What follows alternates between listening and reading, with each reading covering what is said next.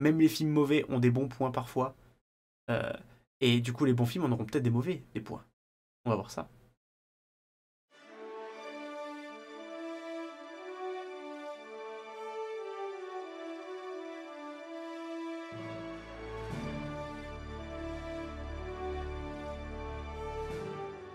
Du coup, c'est parti. On se remonte le moral parce que franchement, là, on vient de passer une épreuve. On vient de passer quand même 10 films quand même qui étaient de moyens à pas bons. Ah, faut mieux se remonter le moral avec des bons films. Donc allez. Contrairement au flop 10, il ne s'agit pas d'un top 10 mais d'un top 15. La raison est simple.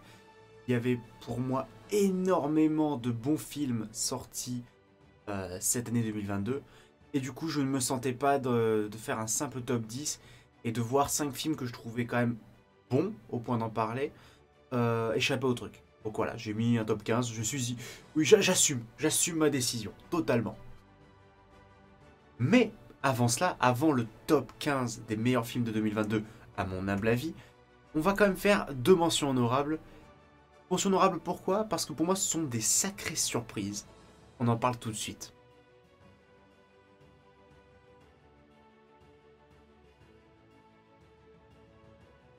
Mention honorable numéro 1, Dragon Ball Super Super Hero de Tetsuro Kodama.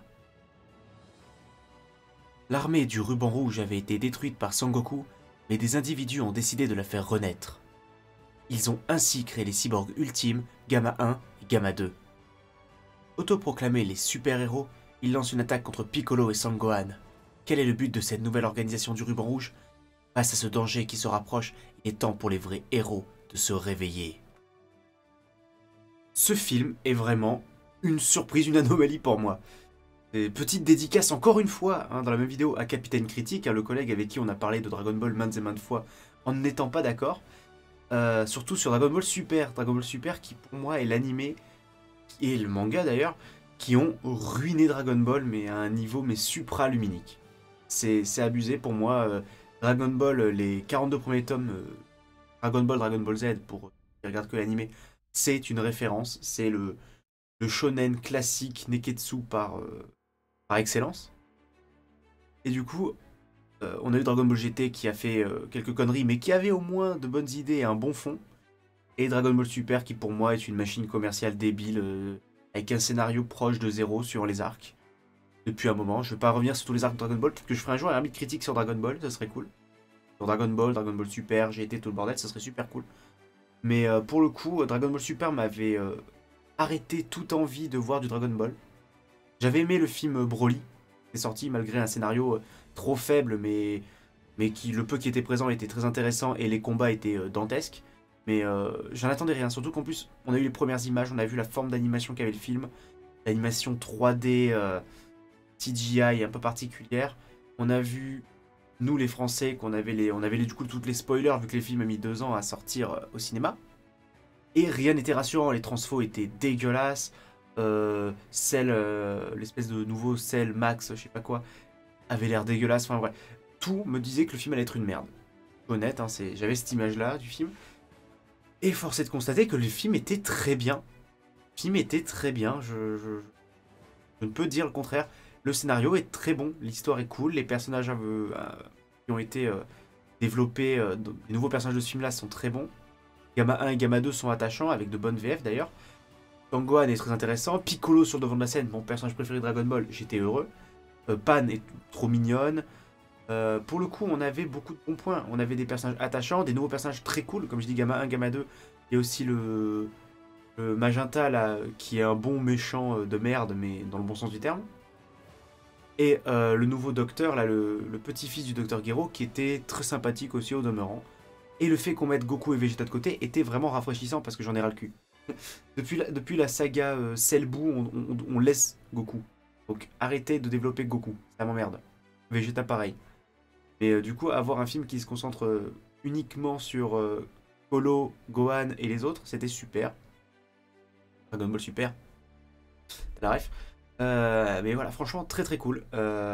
La BO était sympa. L'animation, alors l'animation CGI, le truc c'est que au début c'est dérangeant. C'est dérangeant au début.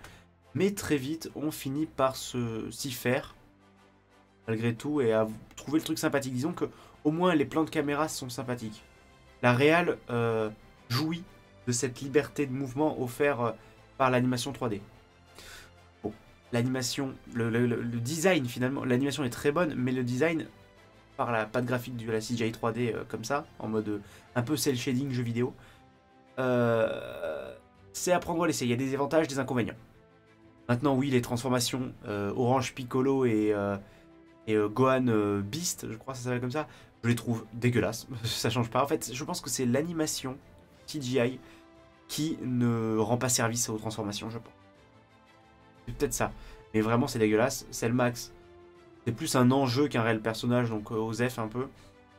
Mais voilà, en fait, vu que le scénario prend quand même une bonne partie du film, et que c'est vraiment le point fort du film, bah, je dirais que quand même ce Dragon Ball Super Super Hero était une très bonne surprise. Surtout par rapport à les attentes qui étaient au niveau mais moins 3000. Donc franchement, non, une bonne surprise ce film, et je vous invite à le voir si vous êtes fan de Dragon Ball et même du Dragon Ball des débuts. Surtout qu'on exploite l'armée du ruban rouge et tout ce qui était avant Dragon Ball Z. Donc franchement, je vous conseille de le voir. Dragon Ball Super Super Hero, c'est validé et ça mérite d'être dans les mentions honorables.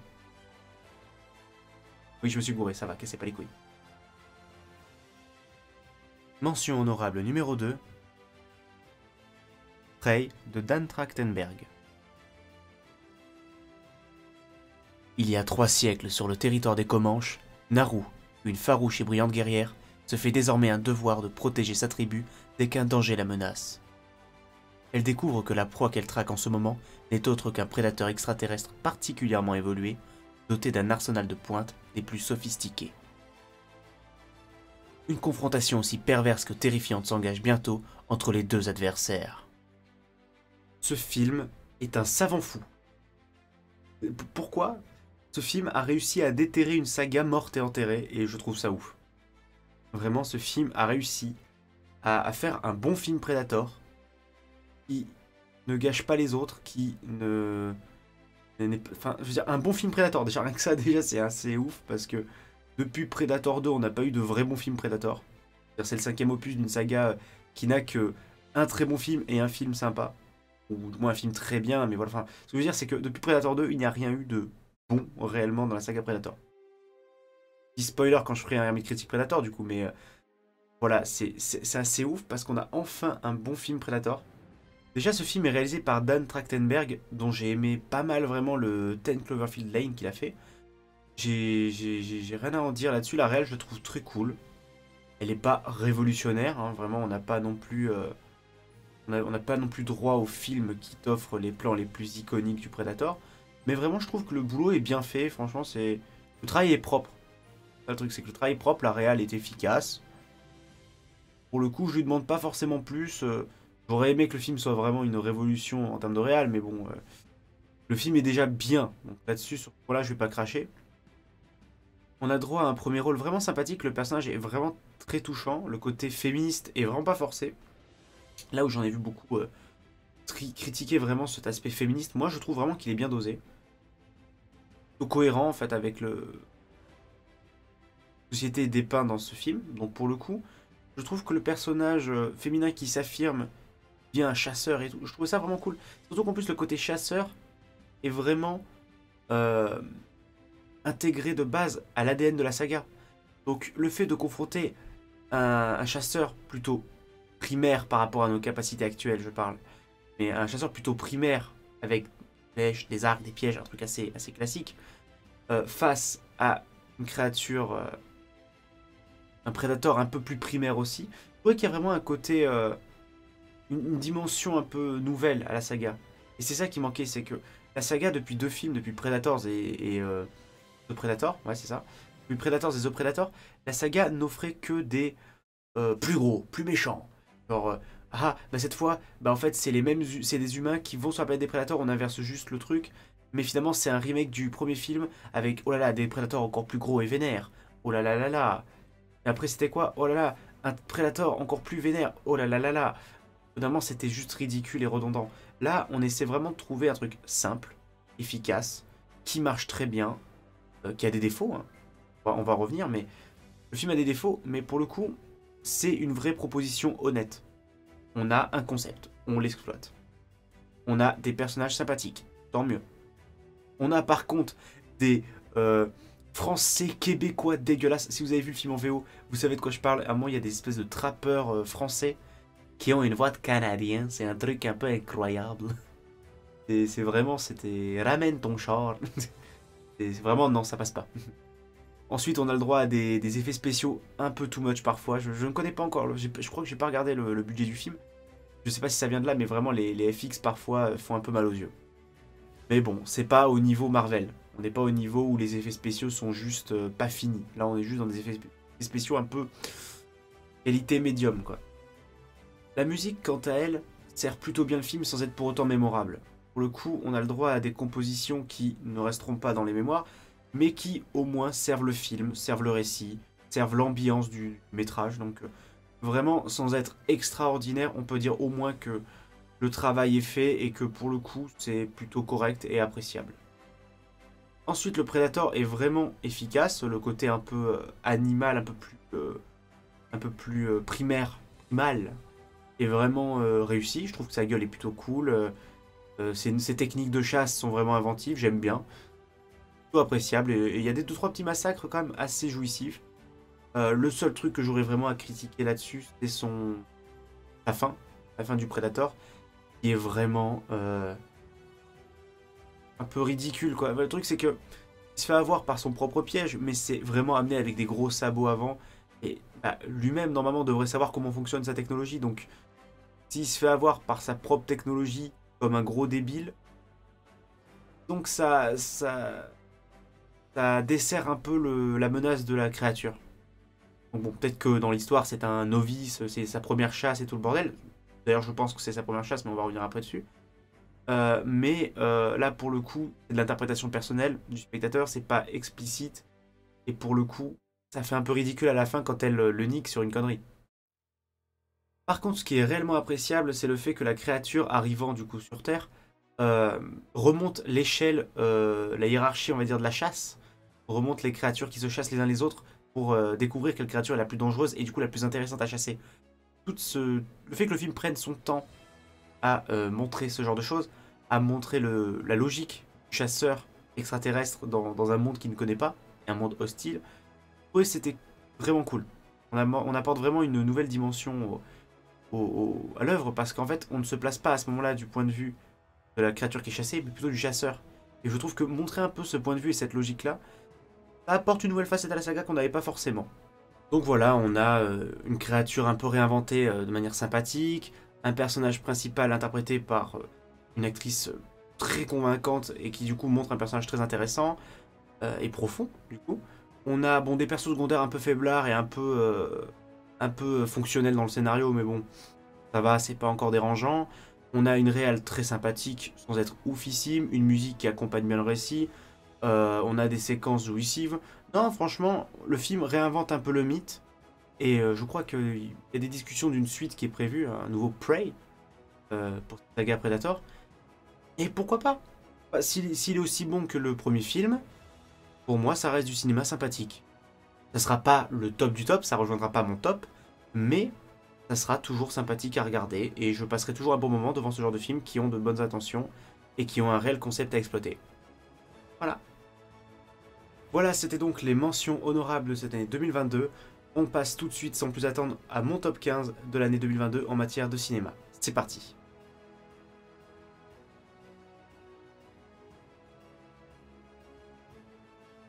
Top numéro 15.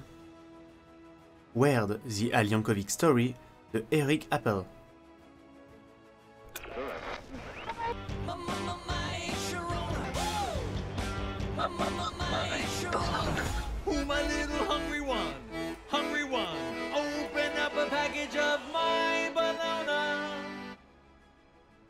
Dude, I've got chills. J'adore Weird Al Yankovic. C'est pour moi un artiste génial qui a su amener la parodie à un autre niveau. Vraiment, si vous ne le connaissez pas, cet artiste, ce chanteur, vous pouvez retrouver sur YouTube ses plus grandes parodies. Il a parodié Michael Jackson avec Eat It au lieu de Beat It. Il s'est occupé de Fat au lieu de Bad. Il a fait du Nirvana, du Madonna, Coolio, RIP Coolio. Mais il a fait énormément de parodies. Je vous conseille de découvrir son travail, c'est génial, c'est hilarant. Il parle tout le temps de bouffe, c'est génial. Non, pour le coup, c'est un artiste qui, moi, me fait beaucoup rire de base. Alors, quand j'ai appris qu'il allait avoir un biopic sur cet artiste-là, avec Daniel Radcliffe dans le rôle principal, j'avoue que j'étais en mode, l'idée est géniale. Et l'idée est encore plus géniale que ce que je pensais, parce que de base, je me suis dit, c'est un biopic. Mais en fait, non. Ce film est une parodie de biopic. Et quand on voit la mode qu'il y a dernièrement à faire des biopics d'artistes musicaux, on a vu avec Bohemian Rhapsody, Rocketman, mon top 1 de l'année 2019. On le voit avec il y a eu Respect, il y a eu I Wanna Dance With Somebody, enfin il y a eu Elvis, là il va y avoir Michael Jackson, enfin ça n'arrête plus. Ils font des biopics à tour de bras maintenant. Alors quand on voit ce petit biopic sur un parodieur qui est elle-même une parodie, je trouve que le concept, enfin la mise en abîme est géniale, vraiment. Pour moi, c'est vraiment, ils auraient pas pu faire mieux. Et pour le coup, le film est très drôle dans ce qu'il fait. Pour le coup, le film se moque de lui-même tout au long. Il y a vraiment des séquences qui sont mais improbables, qui te sortent vraiment de la logique en fait de l'histoire, avec des moments où le père colérique se met à tabasser un vendeur mais de manière gratuite. Enfin, il y a plein de séquences comme ça où il y a des pétages de plomb qui ne veulent rien dire. Et pour le coup, ça sort mais trop bien parce qu'en fait, on ressent vraiment l'humour de l'artiste original dans ce film. Et on sent qu'il a mis sa patte dedans.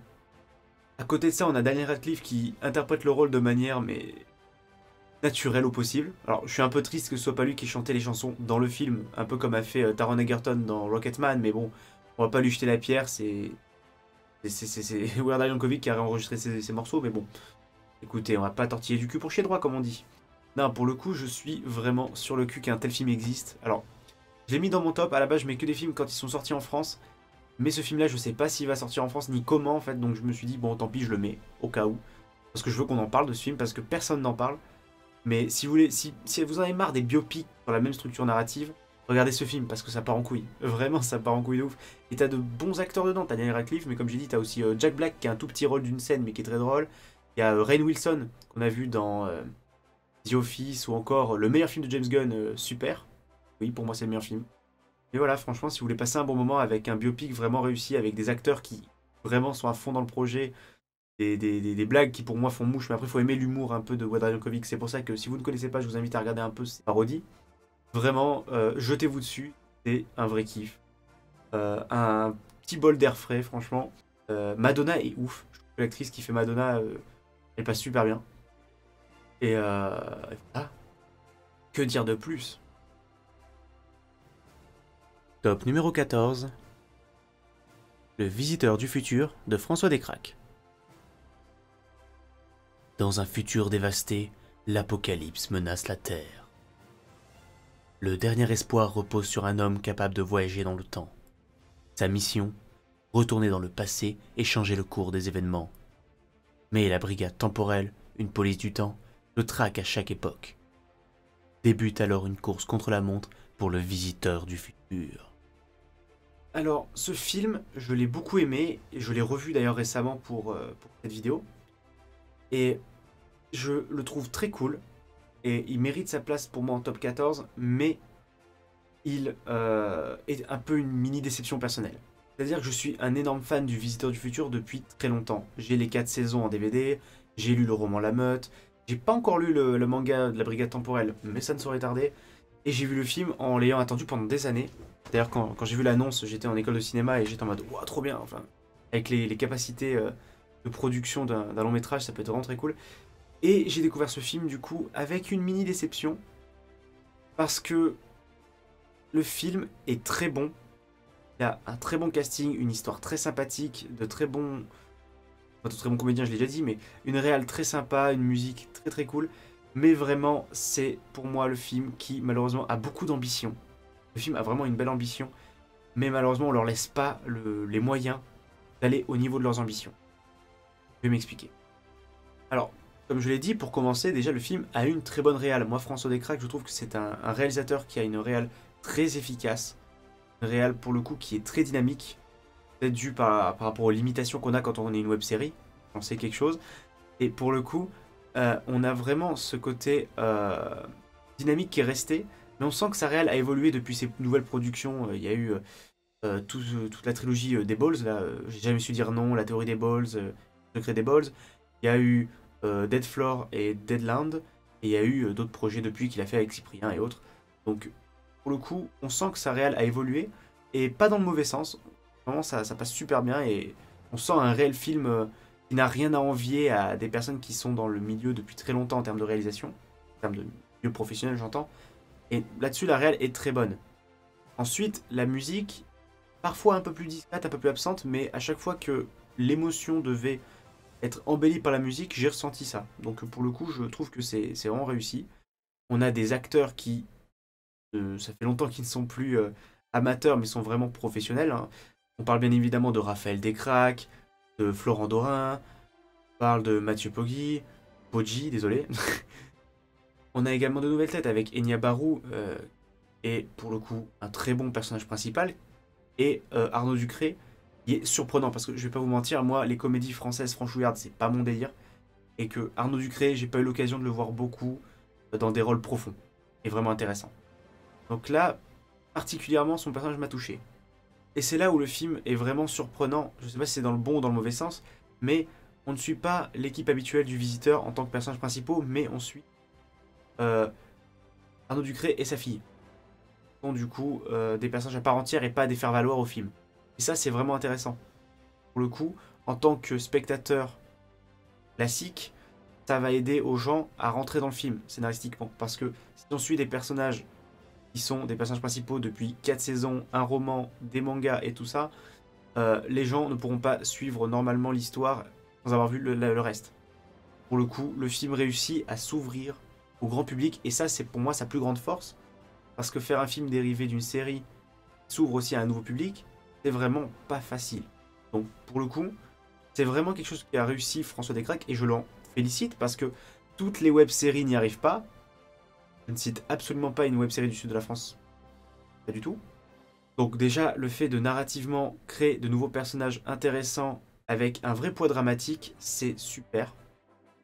Même si, personnellement, et c'est peut-être ça qui m'a frustré, je pense, dans le film, le fait d'être un fan et de suivre ces personnages du visiteur et de ses collègues tout au long du film, ben, ils n'ont pas une vraie grande évolution. Les personnages du visiteur, de Docteur Henri Castafolt, de Raph et compagnie n'ont pas de réelle évolution. Ils sont plus des structures qui englobent l'histoire pour aider les personnages principaux. Et autant c'est une bonne chose pour ce que veut faire le film, et là on peut pas le dire que c'est un défaut au film puisque c'est la volonté du film, bah, personnellement ça m'a un peu frustré. Mais bon, ça reste personnel, c'est tout simplement une attente que j'avais. Pour le coup c'était autre chose. Mais ça reste quand même un très bon résultat en soi. Mention spéciale pour le climax du film avec le grand retournement de situation avec le personnage d'Enya Barou et de son père du coup, par l'anéantissement de son existence et un paradoxe. Je rappelle que la vidéo, j'ai prévenu que c'était spoiler, mais pour le coup, bravo pour ce retournement final avec le père qui crie « Je ne veux pas oublier ma fille, elle s'appelle Elise... » Alice, pardon, elle s'appelle Alice. Cette séquence était tellement bonne qu'elle m'a foutu des frissons, donc franchement, bravo. On peut ajouter à cela les guests du film qui sont vraiment cool et bien exploités. Je suis pas un grand fan de McFly et Carlito, pas du tout, mais pour le coup, ils n'étaient pas gênants dans le film et leur scène d'introduction est plutôt bien foutue, donc bah, réussir à me faire apprécier une scène avec McFly et Carlito, c'est un exploit, bravo. On a également Navo, Kian Kojandi, Monsieur Poulpe, etc., etc. Il y en a beaucoup trop, David Mourier, enfin il y a beaucoup trop de personnes pour les citer. Mais vraiment, les guests sont toujours bien utilisés. Et ça, c'est un truc que je remarquais déjà dans la série de base, dans la web-série Visiteur du Futur. C'est que les guest stars sont toujours bien intégrés au récit. Par exemple, Benzaï dans les saisons 3 et 4 du Visiteur du Futur, qui est très bien exploité. Donc pour le coup, bah, encore une fois, bravo. François Descraques qui réussit à utiliser des guest stars sans en faire des parodies d'eux-mêmes. Donc bravo. Voilà donc Le Visiteur du Futur, une très bonne comédie de science-fiction française. On espère que les producteurs de France vont enfin laisser leur chance de manière réelle à des productions de genre françaises, pas seulement distribuées dans 15 salles. Donc voilà, que vous connaissiez ou pas la saga du Visiteur du Futur, je ne saurais trop vous conseiller que de donner sa chance à ce film. Top numéro 13. Les murs vagabonds de Hiroyasu Ishida. Kosuke et Natsume ont grandi dans le même immeuble et sont amis d'enfance. Un jour d'été, les deux collégiens découvrent un bâtiment sur le point d'être démoli et se retrouvent soudain en proie à un étrange phénomène entouré d'un vaste océan à perte de vue. Pourront-ils rentrer chez eux? Leur voyage d'adieu commence. Le film est vraiment touchant. On a droit à des personnages haut en couleur, on a le droit à la belle bande de potes habituelle qu'on peut retrouver dans les films d'animation japonais. On a droit donc à un mystère empli de poésie avec bien sûr une réflexion sur le deuil. Quelque chose du coup assez universel et touche à peu près tout le monde. Et c'est ça qui pour moi est la force souvent de l'animation japonaise, c'est de prendre des thématiques qui parlent à tout le monde et réussir à en faire quelque chose de beau, de poétique, d'onirique.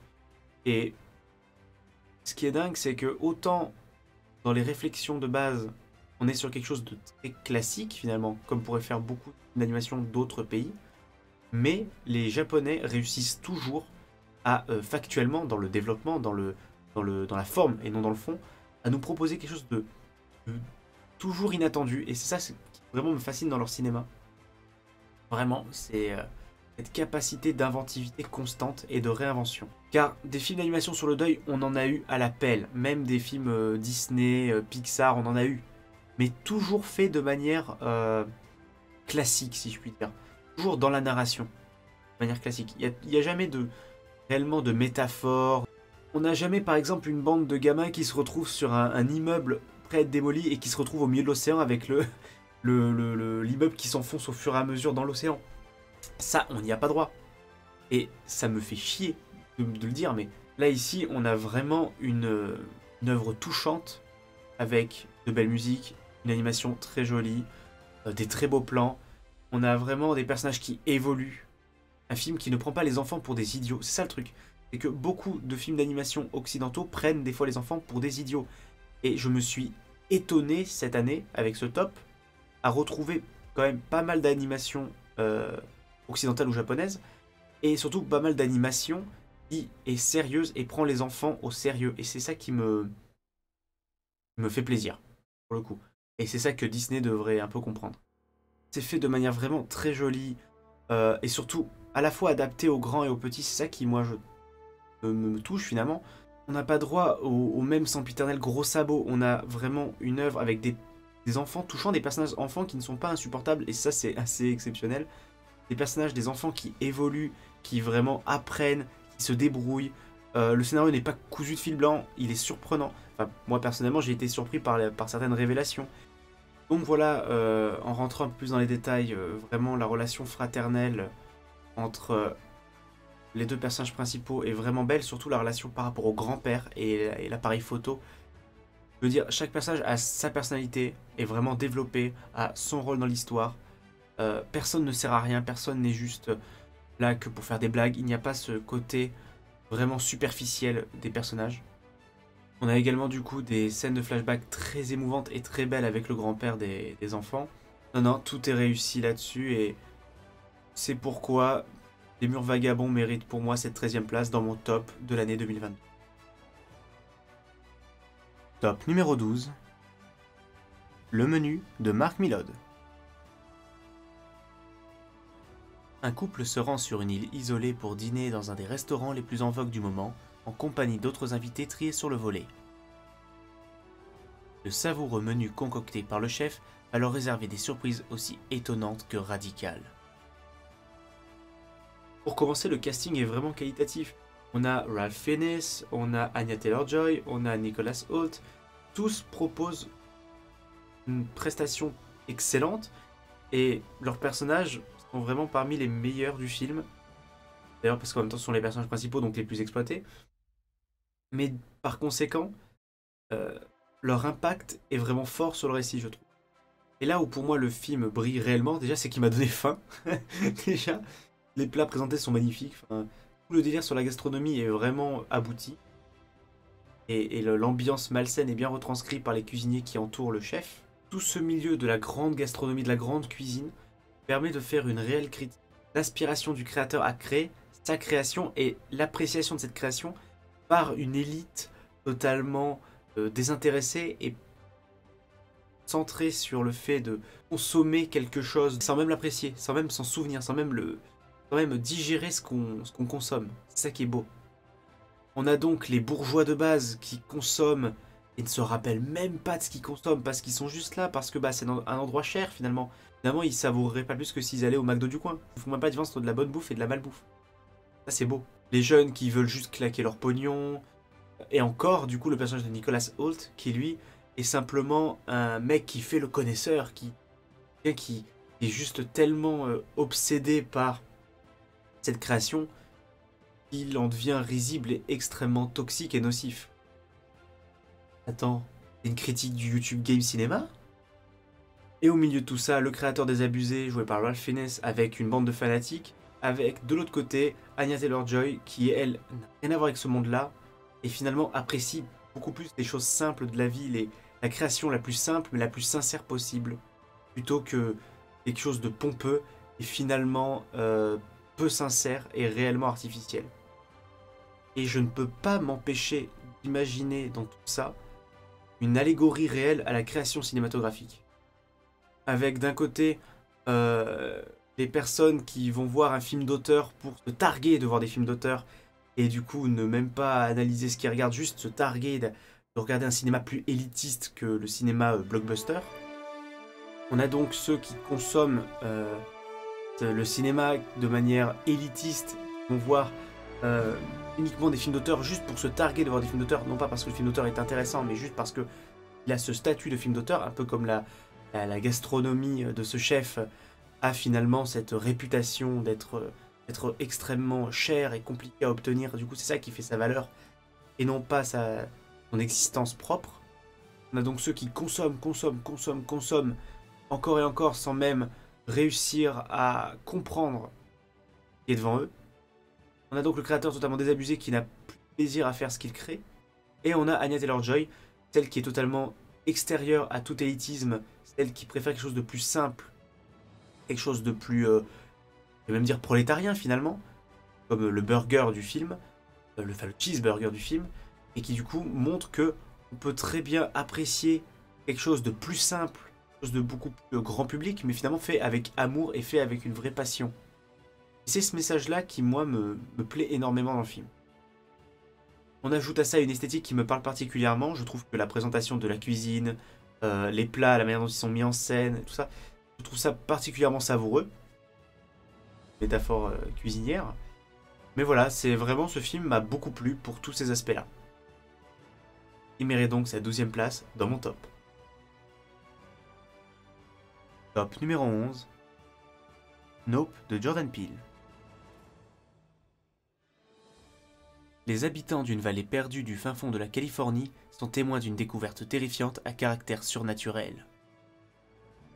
J'ai beaucoup aimé l'aspect visuel du film. Je trouve que ce film a des plans tout bonnement dingues.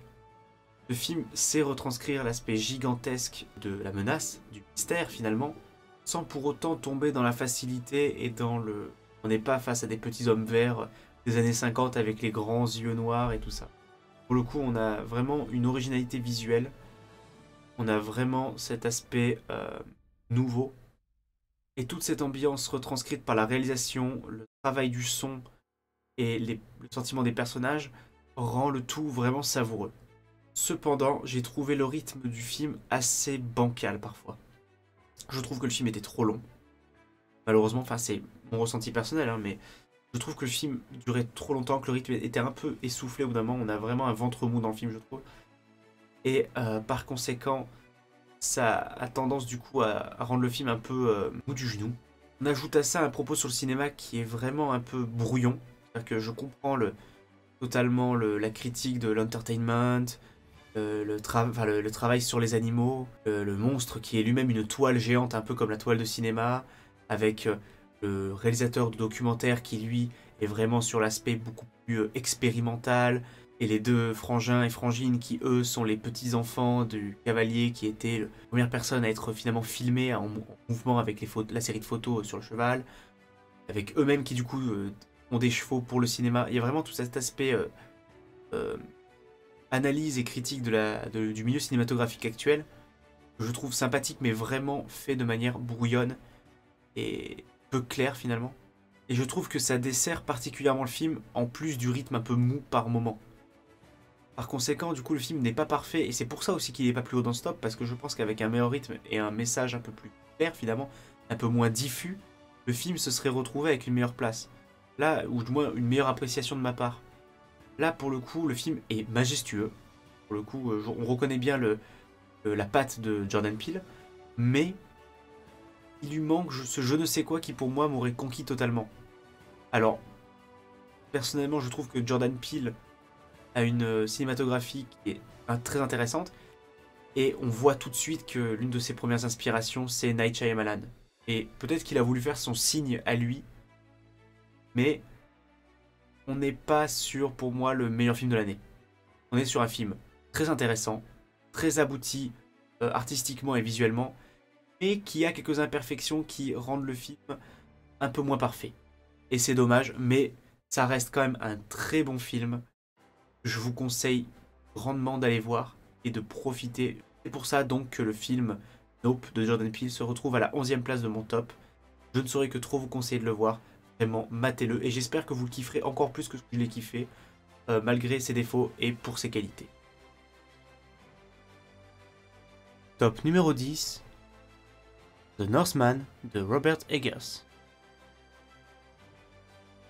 Le jeune prince Hamlet vient tout juste de devenir un homme quand son père est brutalement assassiné par son oncle, qui s'empare alors de la mère du garçon. Hamlet fuit son royaume insulaire en barque en jurant de se venger. Ce film, c'est vraiment à mes yeux le nouveau Conan. On a tout qui est similaire. La narration, les codes, tout y est. On essaye bien sûr de le réinterpréter à la sauce au viking, mais en soi, on retrouve vraiment la quête du jeune garçon qui a perdu ses parents, entre guillemets. Le film a ce point de départ, a ce postulat de base qui est similaire, sinon après il va prendre quand même un chemin relativement différent. La réal de Robert Eggers est bonnement excellente comme d'habitude, comme le reste de sa filmographie, et sa photographie... Est-ce que j'ai besoin d'en dire plus que les images qu'on voit actuellement, quoi. C'est juste tout bonnement sublime. Le film est une vraie pépite visuelle. On a une quantité de scènes et de plans. Mais là, oui, c'est de l'art. C'est chef-d'œuvre. Et franchement, pour moi, ce film fait partie vraiment des plus beaux de l'année. On a vraiment des plans iconiques. On a vraiment des séquences, mais oniriques, des séquences brutales. On a tout qui fonctionne. Je veux dire, ce film est un vrai pamphlet mythologique. Les acteurs sont tout bonnement excellents. Que ce soit les plus anecdotiques comme Willem Dafoe et Ethan Hawke qui apparaissent vraiment très peu de temps dans l'œuvre, ou même les plus présents comme Anya Taylor-Joy, Alexander Skarsgård ou encore Nicole Kidman qui joue une magnifique personne. J'ai pas envie de spoil ce film, mais Nicole Kidman est excellente dans le rôle, vraiment. Ils sont tous totalement justes du début à la fin et on y croit et c'est ça qui est bon. La conclusion du film est également surprenante. Pour le coup, on ne s'y attend vraiment pas. En tout cas, en ce qui me concerne, du moins. On a également droit à des musiques excellentes qui servent l'œuvre. Et le seul défaut, minuscule, petit, que je pourrais donner, c'est que le rythme prend son temps dans la deuxième partie du film. C'est-à-dire que, à partir du moment où le personnage atteint un certain niveau de l'intrigue et rencontre Anya Taylor-Joy, enfin son personnage, le film, à un moment, a un petit ventre mou. Il commence un petit peu à être un peu lent. Puis d'un coup, ça recommence à redevenir excellent. Donc, pour le coup, à part un petit ventre mou dans l'œuvre, vraiment, enfin dans le scénario, il n'y a rien de négatif à en dire. Vraiment, ce film est excellent. Le film aborde des thèmes aussi brutaux que le viol, le meurtre, que des thèmes un peu plus doux comme la transmission, l'héritage. Mais vraiment, il y a un vrai mélange de douceur et d'agression qui rend le tout vraiment savoureux. Et le film n'épargne personne. Tout au long du film, on sent que aucun personnage n'est en sécurité. Et c'est con, mais je trouve que ça manque au cinéma. Ce genre de film où vraiment, on n'a pas l'impression que le héros est drapé d'un voile protecteur qui le rend imbloquable à toute attaque du scénario. Vraiment, on a l'impression qu'il s'agisse des protagonistes et antagonistes, enfin, qu'il s'agisse du protagoniste, de l'antagoniste ou des personnages secondaires, on a l'impression qu'aucun personnage n'est vraiment protégé et que n'importe lequel peut crever d'un moment à l'autre d'un problème entre eux. Aussi, je ne saurais que trop vous conseiller de découvrir The Northman de Robert Eggers. Il mérite sa place dans le top 10 des films de l'année. Ouais, mon top 10 personnel. Et du coup, on passe tout de suite à la suite. Top numéro 9. One Piece Red de Goro Taniguchi. Luffy et son équipage s'apprêtent à assister à un festival de musique attendu avec impatience. La chanteuse la plus populaire du monde, Uta, va monter sur scène pour la première fois. Celle qui n'est autre que la fille du légendaire pirate Shanks le Roux va révéler la puissance exceptionnelle de sa voix qui pourrait bien changer le monde. Ce film est une pépite. J'aurais pas d'autres mots pour le décrire. Ce film est très très bon. Pour tellement de raisons qu'on va énumérer maintenant, mais waouh! Sans rire, je suis un aficionado de One Piece. Personnellement, je suis pas le plus gros fan de One Piece. C'est pas mon manga préféré. Mais je le suis. Je suis la sortie des scans chaque semaine avec plaisir. Mais non, franchement, je m'attendais pas à autant kiffer un film One Piece. Sachant que le seul film One Piece jusqu'à présent que j'avais vraiment aimé, genre vraiment, c'était Strong World pour les connaisseurs. Le reste des films, c'était pas non plus un gros kiff. Et le dernier en date avant Red, donc Stampede, je l'avais détesté, mais comme pas possible. Donc j'étais très curieux du film. Et quand je suis allé le voir, mais quel claque! Sans déconner. En plus, j'ai eu de la chance. J'étais pas à une séance avec des gros débiles qui balancent des trucs, qui font n'importe quoi, qui finissent torse nu. Enfin, les dingueries habituelles des films tirés de manga, malheureusement projetés au cinéma en ce moment. Mais vraiment une énorme claque. Au niveau de la réal, c'est très bon. C'est pas exceptionnel non plus. On n'est pas sur un film qui révolutionnait la mise en scène, mais non, franchement, le film, en termes de mise en scène, est un peu comme un OAV ou un épisode grand budget, quoi. C'est vraiment, on va tenter certains plans de caméra assez cool, mais sinon, on va pas chercher plus loin. Les personnages, je vais pas m'attarder sur les personnages qu'on retrouve de base dans le manga, parce qu'il n'y a aucun intérêt réel d'en parler. Mais on va s'attarder sur deux personnages. Déjà, Uta, qui est, je crois, la meilleure antagoniste qu'il y a eu dans un film One Piece, parce qu'elle est intéressante, mais comme pas possible. Elle a une psychologie, elle a un background, enfin, un passé, on va dire. Pour ceux qui ne sont pas très fans de l'anglicisme. Elle a vraiment un background énorme, elle a une vraie personnalité cohérente. C'est pas juste je suis le méchant et je veux tuer la gentille comme pouvaient parodier les inconnus. Non, non, là on a un vrai personnage avec une volonté, des rêves brisés.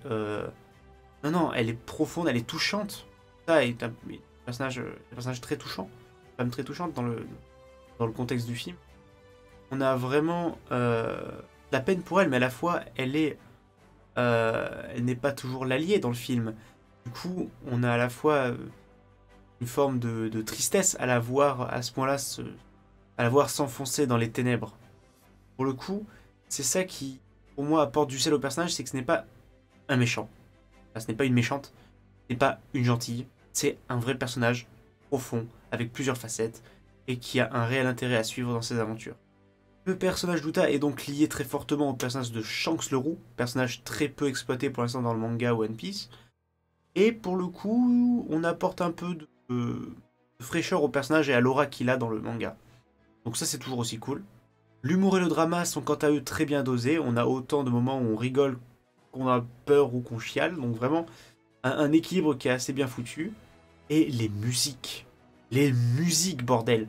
Sans déconner, ça fait longtemps que je n'ai pas eu un film face à moi qui me fasse retenir des chansons aussi fort, quoi. C'est-à-dire que souvent quand un film met des chansons populaires, au-delà de la bande originale j'entends, met des chansons dans une œuvre, vraiment des chansons pour une comédie musicale en somme, et ben c'est rare que personnellement les musiques je les garde et que je les réécoute très souvent. Or One Piece Red c'est le cas, et ce que je n'ai pas compris dans beaucoup de reviews, c'est que beaucoup de gens critiquaient l'aspect très musical de ce film. Ils étaient là en mode oui, il y a trop de musique, au bout d'un moment c'est chiant, ou c'est Captain Critic qui me disait ouais, il y a quelqu'un qui me dit au bout d'un moment ta gueule dans la salle de cinéma ou un truc similaire. Et les gens, dès la bande-annonce, c'est marqué que c'est sur une chanteuse le film. C'est elle le personnage principal. À un moment, faudrait arrêter de casser les couilles parce que vous ne savez pas ce que vous allez regarder. Je suis désolé, au bout d'un moment, oui, le chant est un élément très important du récit. Donc, c'est même le pouvoir du personnage. Donc, au bout d'un moment, oui, elle va chanter. Et je préfère qu'on exploite totalement le pouvoir du personnage à travers des vraies chansons, des vrais morceaux de chant, plutôt que d'avoir juste une connasse qui fait et qui juste son pouvoir ça se limite juste à faire 3 notes.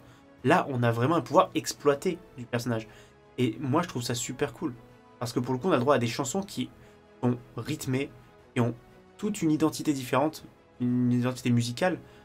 Donc pour le coup toutes les musiques sont reconnaissables et distinctes et elles sont entraînantes, elles sont toutes passionnantes. Donc pour le coup qu'est-ce que vous voulez de plus? Le film est bien rythmé, on ne s'ennuie pas. Et le lien qui unit Luffy à Shanks et du coup à Uta dans ce film permet d'avoir un réel attachement pour le spectateur. Donc pour le coup, c'est tout bénef. Les Mugiwara sont un peu plus en retrait pour certains, mais c'est pas plus mal si ça permet d'exploiter les nouveaux personnages et de les faire briller plutôt que de sans cesse avoir leurs petits moments et exploiter les personnages nouveaux du film. Mais le point négatif à mes yeux qui empêche le film One Piece Red d'être haut dans le top et le cantonne du coup à la 9ème place, qui est quand même une très bonne place, c'est qu'il s'agit une nouvelle fois d'un produit, d'un univers étendu, d'une œuvre préexistante. Je m'explique. C'est-à-dire qu'on a le manga de base One Piece. On a ensuite des œuvres alternatives, enfin des œuvres externes à ce manga principal. Des mangas spin-off ou alors des films et autres concepts.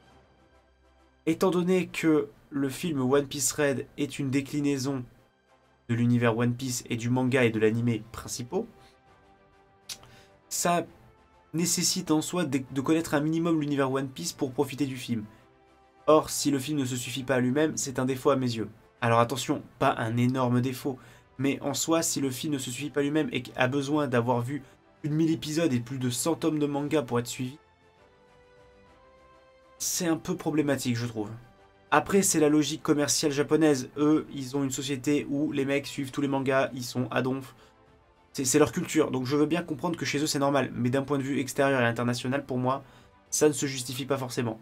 Donc, One Piece Red est un excellent film que je vous conseille de voir. Voilà donc mon opinion sur le film One Piece Red, qui est numéro 9 dans mon top de l'année 2022. On passe à la suite, n'hésitez pas à le regarder. Allez, on y va. Top numéro 8. The Batman de Matt Reeves. Lorsqu'un tueur s'en prend à l'élite de Gotham par une série de machinations sadiques, une piste d'indice cryptique envoie Bruce Wayne alias Batman sur une enquête dans la pègre où il rencontre des personnages tels que Selina Kyle alias Catwoman, Oswald Cobblepot alias le Pingouin, Carmine Falcone et Edward Ashton alias l'Homme Mystère. Ce film est vraiment une bonne réinvention du mythe de Batman. Je dirais que le film de Matt Reeves adopte un univers réaliste un peu comme les Batman du Dark Knight de Christopher Nolan, avec un visuel un peu plus gothique, parfois du coup allant un peu fricoter du côté de Tim Burton. Sans dire que le visuel du film ressemble à celui de Tim Burton, mais je pense que vous comprenez ce que je veux dire par là. Les personnages présents dans le film sont tous intéressants et sont bien exploités, et de ce que j'en ai vu sont très bien tirés des comics, comme un Batman assez torturé et du coup un peu challenger, un peu nouveau. Robert Pattinson montre un Bruce Wayne totalement perdu, consumé par la vengeance. Et ça fait plaisir de voir vraiment un Batman aussi primaire, de manière étendue dans un film. Souvent, quand on voit le Batman un peu revanchard, un peu trop versé dans la vengeance, c'est souvent une des étapes du début dans le premier film. Par exemple, dans Batman Begins, souvent on montre cette étape du Batman violent comme une petite étape dans un film sert à son accomplissement. Ici, non, pendant très longtemps, il est comme ça, il est vraiment brutal et pas forcément très cool. C'est un peu comme le Batman finalement de BVS, sauf que BVS c'était que aussi Bruce Wayne avait perdu finalement un peu la foi en la justice et devenait un vrai brutal. Là, c'est un peu l'inverse, c'est son début. Donc le mec est encore rempli de rancœur et de haine par rapport à la mort de ses parents. Il veut tabasser du connard. Ça passe super bien, pour moi, c'est au moins un minimum original, un Batman un peu jeuneau et inexpérimenté. C'est vraiment quelque chose qu'on a eu dans les comics, dans les films d'animation, tout ça, mais en film live action, on n'avait pas eu ça. Donc le fait d'adapter cette partie-là de Batman était une bonne idée. Après, la photo de Matt Reeves est vraiment irréprochable. Moi, personnellement, j'ai rien à dire, parce que c'est nickel, on a des éclairages, mais de folie, des plans de caméra comme la course-poursuite en Batmobile qui sont, mais dingues. L'enquête, quant à elle, est vraiment très plaisante à suivre. C'est un peu facile, un peu cousu de fil blanc, et certaines révélations sont un petit peu prévisibles, mais vraiment, le film reste quand même très plaisant à regarder. Andy Serkis fait un très bon Alfred. Zoé Kravitz, c'est une Catwoman excellente, franchement une de mes préférées pour le coup, donc j'espère qu'on la reverra dans les suites un peu. Colin Farrell est vraiment méconnaissable en pingouin, sans déconner, je trouve ça fou, le travail qu'ils ont fait en termes de maquillage, de prothèses, mais il est assez convaincant, j'aime bien son côté un peu original par rapport à la version de Batman le défi. Et on a enfin un putain d'homme mystère qui est sérieux. Parce que bon, j'ai rien contre Jim Carrey, mais je déteste Batman Forever. Et je suis très heureux de voir un homme mystère intéressant, très intriguant, avec un costume un peu original. Donc vraiment, j'étais très content de voir cette version-là. Bon, la VF de Donald Renew, toujours excellente, mais vraiment cet homme mystère, lui aussi un peu primaire dans son costume, je trouvais ça vraiment très très fun.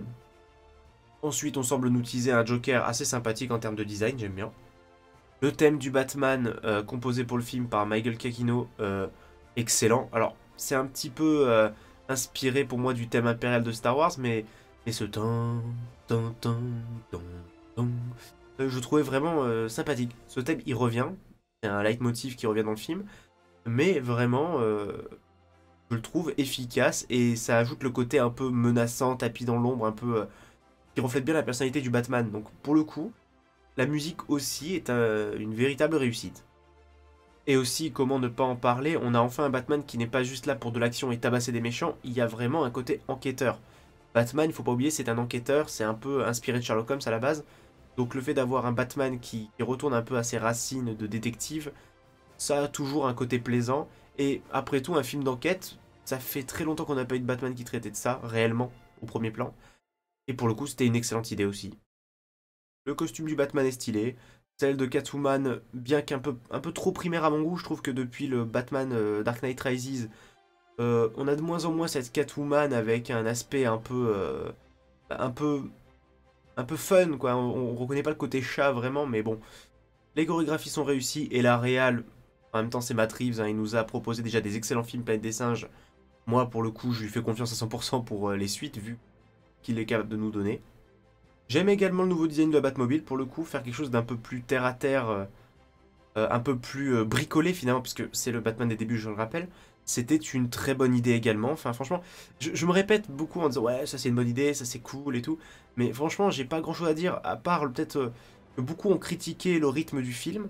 Beaucoup trouvent que le film est assez lent, et même trop long. Personnellement, pour un film d'enquête, j'aime bien que ça prenne son temps, qu'on découvre les indices au fur et à mesure, qu'on laisse l'ambiance s'installer, tout ça. Et on n'hésite pas ici à prendre le temps à montrer un Batman qui est quand même en train de s'autodétruire. Parce qu'il est toujours consumé par sa vengeance, de par son inexpérience, de par le fait qu'il n'a pas assez pris de recul finalement sur sa situation. Et le fait de faire passer le temps, de le faire dilater un petit peu, je trouve que c'est assez efficace. Ça nous permet un peu de nous perdre en termes de temporalité. Et de nous permettre de se placer au niveau d'un Batman qui ne dort pas. Et qui du coup est complètement halluciné en fait. Le personnage finit par être dans une espèce de transe un peu folie furieuse quoi. Et donc la limite de sa morale entre la justice et la vengeance du coup est un peu fine et je trouve ça très cool du coup de l'exploiter en faisant en sorte que le film prenne son temps et soit un peu lancinant.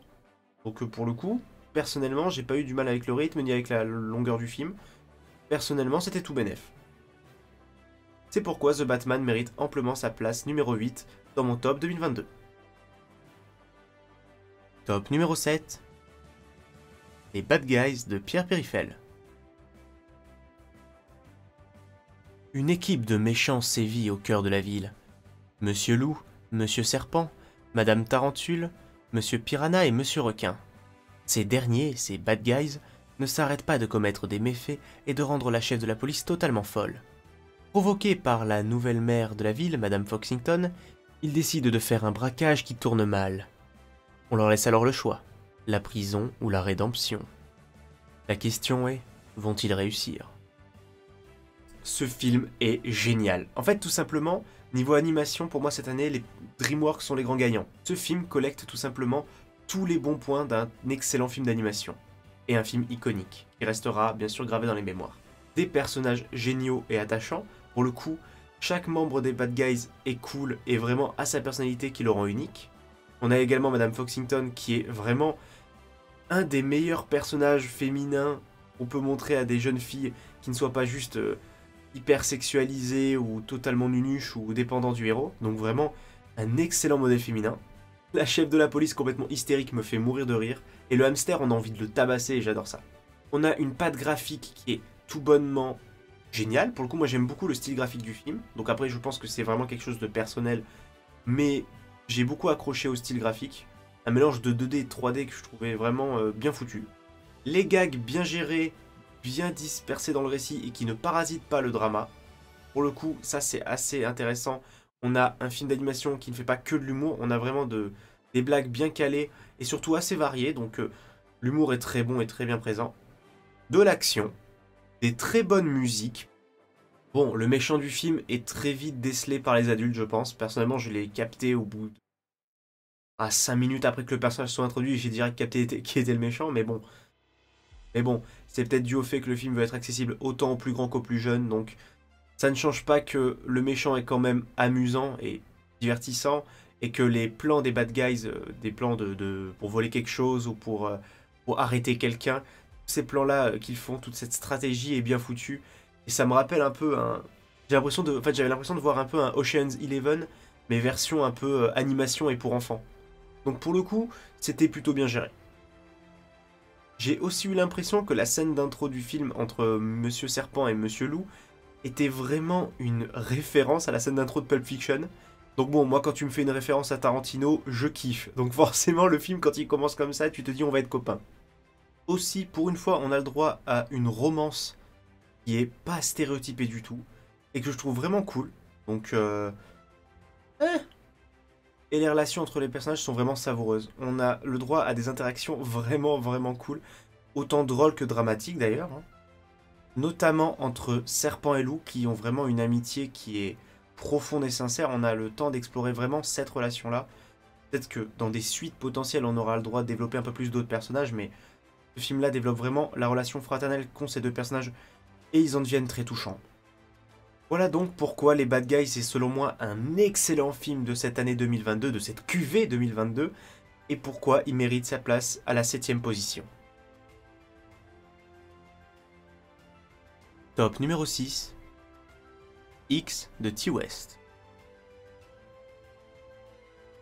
À la fin des années 70, une équipe de tournage investit une maison isolée du fin fond du Texas pour y réaliser un film X. À la tombée de la nuit, les propriétaires des lieux surprennent les cinéastes amateurs en plein acte. Le tournage vire brutalement au cauchemar. Ce film aurait pu, si les autres du top 5 n'avaient pas été aussi bons, être numéro 1. Vraiment, là on arrive dans des films qui pour moi sont vraiment excellents, mais excellents de chez excellents. Déjà Bad Guys était très très bon, mais vraiment pour moi là on arrive dans les films les meilleurs de l'année, d'après moi, mais vraiment des films mais d'une qualité, mais... X est vraiment pour moi le film d'horreur de l'année 2022 à voir. Du moins dans ceux que j'ai vus. Peut-être que vous allez me dire dans les commentaires des films que je n'ai pas vus et je les verrai avec plaisir du coup. Mais vraiment X est pour moi le film à retenir de cette année 2022 en matière de cinéma, d'horreur. Oui, je sais que le préquel Pearl est sorti illégalement sur internet, mais s'il doit se retrouver dans un top, ce sera sûrement peut-être pour le top 2023, parce qu'il n'est pas sorti en France de manière légale. On a donc face à nous l'exact opposé de Massacre à la tronçonneuse 2022. Et c'est assez drôle pour moi de dire ça, car à mes yeux, ce film représente le meilleur héritage de Massacre à la tronçonneuse qu'on ait pu avoir. Car au lieu de reprendre bêtement les codes de manière ridicule de Massacre à la tronçonneuse tel qu'a fait le film de David Blue Garcia, ici on a vraiment un film qui a repris vraiment la moelle du film. Vraiment ce que voulait raconter Massacre à la tronçonneuse. C'est-à-dire le choc entre deux générations, le choc entre une génération plutôt libérée, une génération plutôt sans gêne, avec une génération très conservatrice.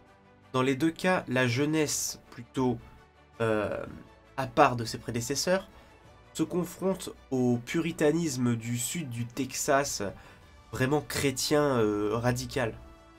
Et c'est là où X brille vraiment, c'est qu'il arrive à être un réel hommage à Massacre à la tronçonneuse et à vraiment ce genre de cinéma qu'on n'a plus en termes d'horreur, mais en plus il arrive à trouver son propre message, sa propre identité. Toute cette ambiance de film amateur X des années 70 fait à l'arrache et après diffusé en cinéma d'exploitation dans des petits cinémas de quartier où des mecs vont se branler, c'est une réalité qu'a eu le cinéma américain dans ces années-là. Et pour le coup, le fait d'y faire allusion est pas anodin et vraiment est bienvenu. Surtout quand tu veux confronter une génération sexuellement libérée avec une génération sexuellement frustrée. C'est d'autant plus fort quand tu fais rivaliser ainsi la jeunesse et la vieillesse. Car on a donc ces jeunes gens qui prennent la cabane pour baiser comme des lapins, avec des peaux très laiteuses, des peaux très, très jeunes et fermes, avec, à contrario, un duo de vieillards qui n'arrivent même pas à baiser parce que le vieux n'arrive pas à bander et que la meuf est un peu dégueulasse. Dédicace à tous les gérontophiles qui regarderont cette vidéo. Et le plus hallucinant, c'est que Mia Goth, actrice principale du film, joue non seulement une des jeunes femmes, mais également la vieille dame. Et je trouve ça mais génial pour justement le comparatif, la corrélation entre les deux personnages. Et du coup, ça sert complètement mon propos et ça montre que je dis pas que de la merde. C'est aussi une réussite niveau mise en scène, car les deux personnages réussissent à cohabiter dans une même scène ensemble, sans que ça fasse cheap, et ça je trouve ça très cool. Et aussi pour l'actrice Mia Goth, qui du coup peut s'exprimer de deux manières différentes, avec deux rôles bien distincts qui sont pas vraiment des rôles parodiques. C'est-à-dire qu'on n'est pas au niveau d'un Mike Myers qui joue Austin Powers et Docteur d'Enfer, et on reste dans la parodie, du coup le personnage reste quand même très en surface. Non, ici on a vraiment deux actings distincts, les deux personnages sont vraiment à l'opposé et ont vraiment une palette de jeu qui est différente, donc Mia Goth a vraiment réussi une véritable prouesse en termes d'acting je trouve. La frustration est donc un élément également très important en termes de thématique dans le film, autant la frustration de la jeune fille jouée par Jenna Ortega qu'on peut revoir dans Mercredi Adams et dans Scream 5, marrant, les acteurs qui reviennent dans plusieurs films dans Stop et dans Flop. Mais du coup, la frustration d'une jeune qui n'a pas d'expérience sexuelle et qui souhaite se libérer sexuellement, comme les actrices de ce film, mais également la frustration de la vieille dame. Donc la frustration est vraiment un thème très très important dans ce film. Et qui dit film montrant une sexualité débridée et libérée, dit film d'horreur avec de la nudité. Alors c'est bête, ça peut paraître con ce que je vais dire, mais je trouve que la nudité et la sexualité étaient vraiment censurées dans les films d'horreur récents. Alors attention, je ne dis pas que les films d'horreur sont là pour se masturber, non. Simplement, la nudité, le corps, la chair, a toujours été un élément essentiel dans les slashers, qui est principalement le genre auquel appartient ce film. Et pour le coup, on était tombé dans une mode où maintenant, peut-être que c'est la censure américaine, peut-être que c'est le puritanisme américain, mais on ne voyait plus rien maintenant. C'est vraiment devenu, attention, maintenant un bout de téton, ton film passe rated R. 18 ans. Mais je sais pas, en fait, on avait vraiment cette mode dans les années 70 où vraiment le slasher était roi en termes de genre horrifique. Cette habitude de montrer du coup la sexualité, par exemple avec Vendredi 13, où les personnages baissent comme des lapins et finissent par mourir parce qu'ils ne sont pas purs justement, et que c'est cette sexualité impure qui a mené à la mort du Jason. Donc finalement, c'est ça aussi qui les condamne. Donc vraiment cette apparition de la sexualité était vraiment un élément qui était souvent présent dans les films et dans ce genre. Et ça a disparu d'un coup et je trouve ça très dommageable parce que vraiment c'était un élément et devenait vraiment un gimmick assez identifiable dans les films slasher. Donc le fait qu'un film slasher dans les années 70 traitant de l'industrie pornographique et de la frustration sexuelle ainsi que de sa libération puisse se permettre de montrer des scènes de nudité et des scènes assez osées, je trouve ça très cool parce que ça montre que le film a réussi à aller au bout de son propos et réellement ne pas garder un élément intéressant en surface. Là où malheureusement, beaucoup de films ont des concepts intéressants, ont vraiment des réflexions qui s'avèrent vraiment profondes, mais ne peuvent les exploiter correctement. Donc cette fois-ci, on est sur un film qui réellement veut raconter quelque chose et le raconte réellement. Il ne se contente pas de le dire, il le fait, il l'illustre. Et vraiment, c'est ce que je trouve assez fou dans ce film. Voilà, donc si vous cherchez un slasher plutôt old school avec les codes qui le régissent et une très bonne exécution, je ne saurais que trop vous conseiller de découvrir X de T-West. C'est pourquoi je trouve qu'il mérite amplement sa 6ème place dans mon top 2022. Top numéro 5. Le Chapeauté 2, la dernière quête de Joel Crawford et Ranuel Mercado. Le Chapeauté découvre que sa passion pour l'aventure et son mépris du danger ont fini par lui coûter cher. Il a épuisé 8 de ses 9 vies et en a perdu le compte au passage. Afin de retomber sur ses pattes, notre héros velu se lance littéralement dans la quête de sa vie. Il s'embarque dans une aventure épique aux confins de la forêt sombre afin de dénicher la mythique étoile à vœux, seule susceptible de lui rendre ses vies perdues. Mais quand il ne vous en reste qu'une, il faut savoir faire profil bas, se montrer prudent et demander de l'aide. C'est ainsi qu'il se tourne vers son ancienne partenaire et meilleure ennemie de toujours, l'ensorcelante Kitty Patte de Velours. Le Chapeauté et la belle Kitty vont être alors aidés dans leur quête par Perro, un corneau errant et galeux à la langue bien pendue et d'une inaltérable bonne humeur. Ensemble, ils tenteront de garder une longueur d'avance sur la redoutable Boucle d'Or et son gang des Trois Ours, véritable famille de mafieux, mais aussi sur Little Jack Horner, devenu bien grand, ou encore sur le chasseur de primes, le plus féroce du coin, le loup. On ouvre le top 5 avec ma dernière claque de 2022, vraiment, parce que c'est un film sorti en fin d'année et que j'ai découvert un peu sur le tard, je l'ai découvert début janvier, donc il a eu de la chance de se retrouver dans le top, parce que quelle claque! Mais quelle claque, mes amis! En fait, je ne pensais pas que j'allais autant aimer ce film. Je pensais que j'allais l'apprécier car les premières images me donnaient vraiment envie, mais j'avais peur niveau scénario. C'est-à-dire que personnellement, j'ai un grand affect pour la saga Shrek, mais les dernières productions de l'univers m'avaient pas forcément enchanté. Et quel film, mes amis, mais quel film! Sans rire, je me répète, mais je ne m'attendais pas à une telle surprise. Déjà, graphiquement, le film reprend à peu près la charte graphique de Spider-Man Into the Spider-Verse, avec quelques moments un peu dérangeants personnellement, mais pour moi, il y a juste une scène d'action où je trouve que les effets un peu ralentissement ne me plaisent pas trop, mais c'est un peu personnel là pour le coup. Mais sinon, vraiment le film graphiquement est assez ouf et propose des plans très bien menés. L'histoire peut paraître simple, mais pour le coup, l'histoire sert réellement à développer tous les personnages et à les rendre tous intéressants. On a un Chapeauté qui finalement est victime de sa légende et comprend enfin ce qui est important pour lui au-delà des aspects assez futiles de la vie, comprend un peu qu'il a gâché son temps, il a gâché ses vies à juste essayer de poursuivre un rêve illusoire et simplement ne pas profiter pour se sentir réellement vivant. Donc le Chapeauté devient autre chose qu'une blague et est réellement un personnage mais à part entière. À côté, Kitty Patte de Velours, personnage solitaire au possible, rongé par la solitude, et qui souhaite simplement quelqu'un digne de confiance. Mais est-ce qu'elle va réussir à le trouver en la présence du Chapeauté qui est un éternel marouflard? C'est la question qu'elle se pose. Pero, le petit Perito, le chien adorable avec une gueule mais hilarante qui s'avère vraiment touchant. Je dirais que c'est le personnage le plus touchant du film. Boucle d'Or et les Trois Ours, que je pensais être les méchants du film, mais finalement sont des méchants assez secondaires, sont vraiment intéressants. On a face à nous une petite fille adoptée par une famille haute en couleur et qui découvre ce que c'est la valeur de la famille, finalement ce que c'est la valeur des êtres chers et non pas des rêves qu'on poursuit. Finalement, la notion du rêve et des vœux est vraiment bien traitée dans cette œuvre. Jack Horner est pour moi le vrai méchant du film, le vrai antagoniste principal. Et ça fait du bien de tomber pour une fois sur un méchant qui n'est pas juste expliqué, genre c'est un méchant parce qu'en fait il a eu une enfance de merde et en fait c'est une victime lui aussi. Non, c'est un connard, c'est juste un connard. D'ailleurs c'est dit dans le film, il le dit à un moment, oui j'ai grandi dans une belle maison avec des parents qui m'aiment et qui me donnaient tout ce que je voulais, c'est honteux. Vraiment, c'est juste un connard.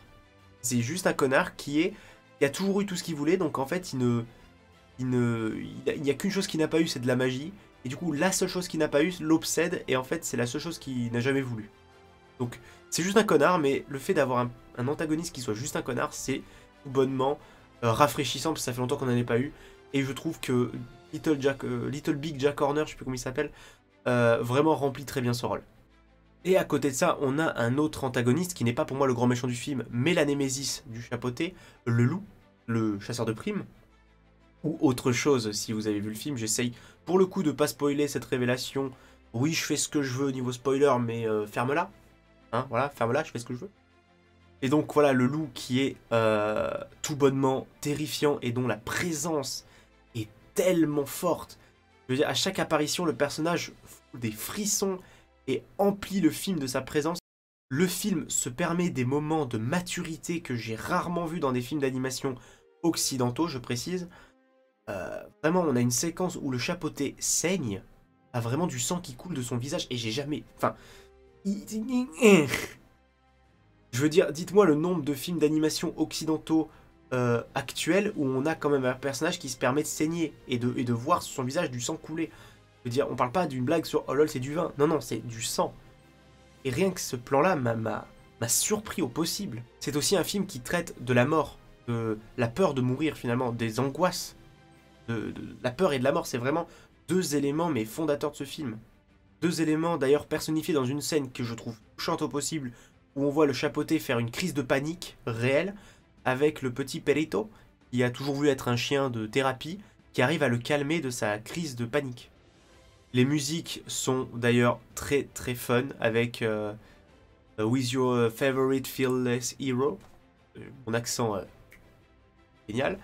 On a donc une fable touchante traitant de la mort, de la peur et de la valeur de la vie, avec des personnages profonds et vraiment intéressants, drôles, touchants, épiques. Ce film est vraiment, pour moi, la renaissance de l'univers Shrek, et j'espère que si le film utilise bel et bien un nouveau film Shrek, je prie, je croise les doigts, les pieds, tout ce que vous voulez, pour que le film soit de cette qualité-là, parce que franchement, si DreamWorks commence à nous pondre ce genre de film 1 à 2 fois par an, parce que je répète que Bad Guys, c'est également DreamWorks, si ce genre de films de cette qualité sont pondus par DreamWorks chaque année, vu les qualités des dernières productions Disney, donc voilà, je vous en supplie, allez voir Le Chapeauté 2, la dernière quête.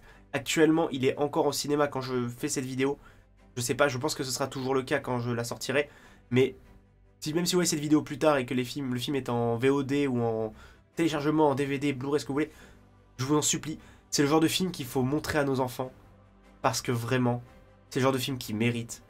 Car on les prend pas pour des idiots, on leur apprend de vraies choses, on leur transmet de vraies morales avec des personnages super cool et une histoire qui vaut le coup d'être vue.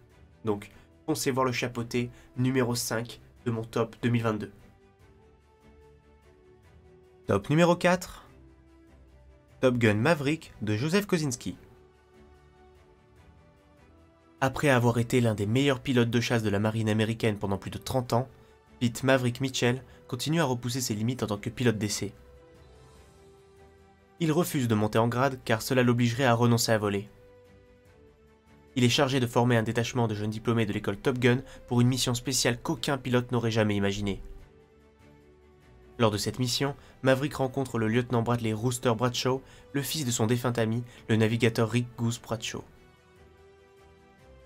Face à un avenir incertain, hanté par ses fantômes, Maverick va devoir affronter ses pires cauchemars au cours d'une mission qui exigera les plus grands des sacrifices. C'est simple, je ne m'attendais pas à une telle qualité. Je m'attendais à un bon film divertissant, mais souvent, quand le cinéma hollywoodien décide de vous sortir une suite à un film iconique plus de 20 ou 30 ans après, souvent c'est de la merde. Mais étonnamment, ce film n'essaye pas que de faire une suite avec ce qui a marché dans le premier film, il essaie vraiment de raconter une histoire qui fonctionne. À la base, je suis pas un grand fan de Tom Cruise, mais j'aime certains de ses films, dont le premier Top Gun, qui, en le revoyant il y a quelques mois, a pris quand même un sacré coup dans la gueule, il faut bien l'admettre. Pour le coup, j'aurais même tendance à dire que ce film est supérieur au premier. On a un Tom Cruise qui commence quand même à prendre son âge, même s'il veut toujours faire ses cascades de Mission Impossible, il commence à prendre de l'âge, et il veut quand même être dans un élément de transmission. Je trouve qu'en fait, pour un acteur à cet âge-là, partir sur un rôle iconique avec une identité, un rôle vraiment de transmission à la nouvelle génération, je trouve que c'est vraiment plutôt juste. Ça sonne plutôt juste. Ça donne un ton solennel au film qui est souligné par la présence de Val Kilmer qui, depuis, a, si je dis pas de bêtises, vaincu son cancer, mais qui à l'époque n'était pas du tout sûr de le vaincre. Et du coup, le personnage finit par mourir dans le film et a vraiment un aspect de mentor pour le personnage de Maverick qui, du coup, transcende le film et vient jusqu'à la réalité, car l'acteur du coup étant malade dans la vraie vie, ça permet de sublimer, si je puis dire, désolé, le terme est peut-être un peu maladroit, mais ça permet de sublimer le message du film, ou du moins à le rendre plus fort. On a ainsi droit, grâce aux nouvelles technologies, à des scènes de voltige absolument incroyables. Vraiment, j'ai vu le film en 2D au cinéma et pas en 4DX, parce que je déteste la 4DX, j'en parlerai un jour, mais pour moi la 4DX est une hérésie. Le film est tout bonnement incroyable. Le travail déjà du son nous immerge dans un film mais qui est rempli de moteurs d'avion et on s'y croirait. Les cascades aériennes, je crois, sont en partie faites en prise de vue réelle, sont tout bonnement folles. Faut dire les choses. Les personnages sont bien développés, particulièrement Maverick et surtout Rooster, le fils de meilleur ami de Maverick, qui lui a un réel développement très cool. Les autres personnages, bien que sympathiques, ne sont pas non plus mis au premier plan très souvent, mais ont quand même leur utilité dans la mission qu'ils doivent faire, et également ont leur petit moment qui leur permet de briller dans le film. Comme je l'ai dit, donc la mise en scène est assez incroyable, car les séquences de voltige, du coup, sont tout bonnement à couper le souffle. En fait, je ne saurais pas dire quel moment est vraiment tiré d'images prises de vue réelle et quelles images sont issues réellement de fond vert. Parce que je trouve que c'est tellement bien fait que c'en est presque indifférenciable. Bonnement, c'est le mot. On a des hommages un petit peu forcés mais qui font plaisir, comme les séquences de volleyball sur la plage, tout ça. Ouais, ça transpire les années 80, mais c'est là où le film est intéressant parce qu'il arrive, je trouve, à retranscrire certains aspects du cinéma des années 80 tout en l'actualisant.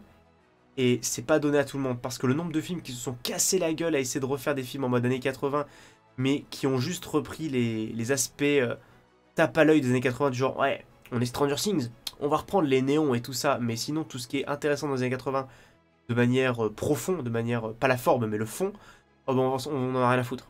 Ouais, non, rien à foutre. Donc le film a vraiment cette construction type années 80, et Joseph Kosinski, qui du coup remplace le regretté Tony Scott à la réalisation, s'en est tout bonnement très bien sorti. En plus de cette notion de transmission, d'héritage, on a également l'homme vieillissant, l'homme dépassé par les machines, l'homme qui voit les années le rattraper et finalement ne peut plus continuer à faire comme s'il était un jeune fougueux. On le voit pour le personnage de Maverick, non seulement par rapport à son ami qui est malade, au fait qu'il ne va plus continuer à draguer des minettes et juste se les faire pour ne pas les rappeler le lendemain, non, il pense vraiment à s'engager. On a vraiment ce Maverick qui en a marre, finalement, en voyant le temps le rattraper, on a finalement un peu marre de cette identité et finit par découvrir un peu qu'il vaudrait mieux qu'il se range de cet aspect-là de sa vie. Et peut-être ouvre un nouveau chapitre du livre de sa vie. C'est si joliment dit. Ouais, je sais. Donc bon, il ne faut pas avoir peur du fanservice, comme par exemple l'intro du film qui est vraiment une reprise de l'intro du premier Top Gun, et les plans de Maverick sur sa moto qui voit les avions décoller. Ce film n'abuse pas du fanservice, mais le fanservice est quand même bel et bien présent. Donc, si vous avez aimé le premier Top Gun, je pense que vous adorerez ce deuxième film, peut-être que comme moi, vous le préférerez même au premier. Et si vous n'avez pas vu le premier Top Gun, vous pouvez très bien voir ce deuxième film tout de suite, le voir sans avoir lu le premier. Je vous conseille de voir le premier par pure culture personnelle, mais bon, pour le coup, vous n'êtes pas obligé si vous voulez seulement voir le deuxième film. Top Gun Maverick, c'est donc validé et survalidé. C'est pourquoi il est top 4 de mon top 2022, et je vous conseille d'aller le voir sans plus attendre. Top numéro 3. 3000 ans à t'attendre de George Miller. Alitea Bini, bien que satisfaite par sa vie, porte un regard sceptique sur le monde. Un jour, elle rencontre un génie qui lui propose d'exaucer 3 vœux en échange de sa liberté. Mais Alitea est bien trop érudite pour ignorer que, dans les contes, les histoires de vœux se terminent mal. On entre dans le top 3 avec un film qui est sublime. J'ai vu beaucoup de gens le bouder à sa sortie et vraiment faire des critiques parfois assez négatives, sans vraiment comprendre ce qu'on a à lui reprocher. Le film s'approprie la structure du conte et particulièrement des contes des Mille et Une Nuits, nous propose un duo de personnages haut en couleur avec un duo d'acteurs qui fonctionne magnifiquement bien parce que Tilda Swinton et Idris Elba forment un duo vraiment vraiment bon à l'écran. On sent une réelle complicité dans le jeu des acteurs. Je trouve que toutes les histoires racontées par le génie joué par Idris Elba sont vraiment très diverses et variées. On a des personnages vraiment à chaque fois uniques et qui permettent de rendre le tout cohérent et rendre l'univers dépeint par le génie, l'évolution des lieux dans lesquels il a vécu, les rendre vraiment cohérents et vivants. La réal de George Miller est, comme à son habitude, extraordinaire. Je trouve que le mec, plus il vieillit, plus il fait des bons films en termes de réal, il est toujours aussi excellent. Franchement, Mad Max Fury Road m'avait mis une claque. Ce film me met une claque dans un autre style. Et bah, j'attends maintenant le film Furiosa. Le personnage principal joué par Tilda Swinton est vraiment très cool dans le sens où c'est une personne qui a étudié les contes, les mythes et les légendes tout au long de sa vie. Et finalement, à la fois, elle semble ne pas y croire, mais à la fois, elle laisse son esprit vagabonder dans les rêves et dans toutes ces histoires finalement qu'elle entend. C'est une personne totalement désabusée par la vie et par l'amour, par le désir. Et du coup, elle, alors qu'elle est au plus bas, qu'elle ne ressent plus aucun désir, aucune émotion, elle est vraiment introvertie au possible, une créature arrive dans sa vie et lui parle de finalement quels sont ses désirs, quel désir souhaite-t-elle se voir réaliser. Et elle, étant complètement une encyclopédie humaine de tout le domaine du conte, avec les génies, les vœux, tout ça, et ben on a une forme de complicité entre les deux personnages qui se crée, on a vraiment une amitié, voire une histoire d'amour qui se crée entre deux personnes, pourtant aux antipodes l'un de l'autre. Le génie qui du coup représente, personnifie même les rêves, les désirs des gens, d'ailleurs c'est ce qu'il va montrer dans les histoires qu'il va raconter, l'histoire de sa vie, c'est qu'au final il n'a fait que révéler le vrai visage des gens de par leurs désirs et le fait qu'il les exauce. Et de l'autre, on a une personne qui, elle, est tellement bousillée par la vie, émotionnellement parlant, est tellement introvertie, et aussi tellement aguerrie quant aux histoires de contes qui se finissent mal, qu'en fait, elle n'exprime réellement aucun désir. Son seul désir va finalement d'être avec ce génie, car il la comprend, il discute, elle trouve en lui une personne riche et intéressante, riche de connaissances, riche d'histoire, aussi riche peut-être qu'elle, car lui, il a vraiment vécu ces contes qu'elle a étudiés. Et finalement, le message a une morale assez simple, assez jolie, assez belle, assez pure. Car le personnage principal veut simplement, comme désir, comme vœu, le fait que la personne, le fait que le génie reste à ses côtés et converse, vit des moments, simplement l'amour, à son sens le plus pur et le moins égoïste. Et le fait que le film retranscrive à travers les différentes histoires du génie, les différentes étapes de sa vie, les étapes du désir, du souhait, du vœu, à travers la passion, le désir de connaissance, la haine et la soif de conquête. Il y a vraiment toute une palette complète de désirs et de vœux qui se trouve à l'aspect le plus primal du désir, le désir envers l'autre, envers soi-même finalement. C'est tout bonnement complet, passionnant. Ce film me laisse toujours sans voix. On a vraiment face à nous une œuvre qui pour moi est beaucoup trop boudée ou beaucoup trop méconnue par les gens. Pour un film sorti cette année, je trouve on le rebalance tout de suite dans un film ok sans plus. Alors que, je sais pas si c'est moi qui ai peut-être été trop emporté par le film, ou simplement les gens qui n'y ont pas vu, à mon sens, la profondeur et la richesse des personnages et des histoires racontées. Je trouve que George Miller est un réalisateur qui se renouvelle très souvent, et ici, mais pour moi, il signe une œuvre totalement originale et qui, pour moi, sera vraiment intéressante et surtout iconique dans son travail.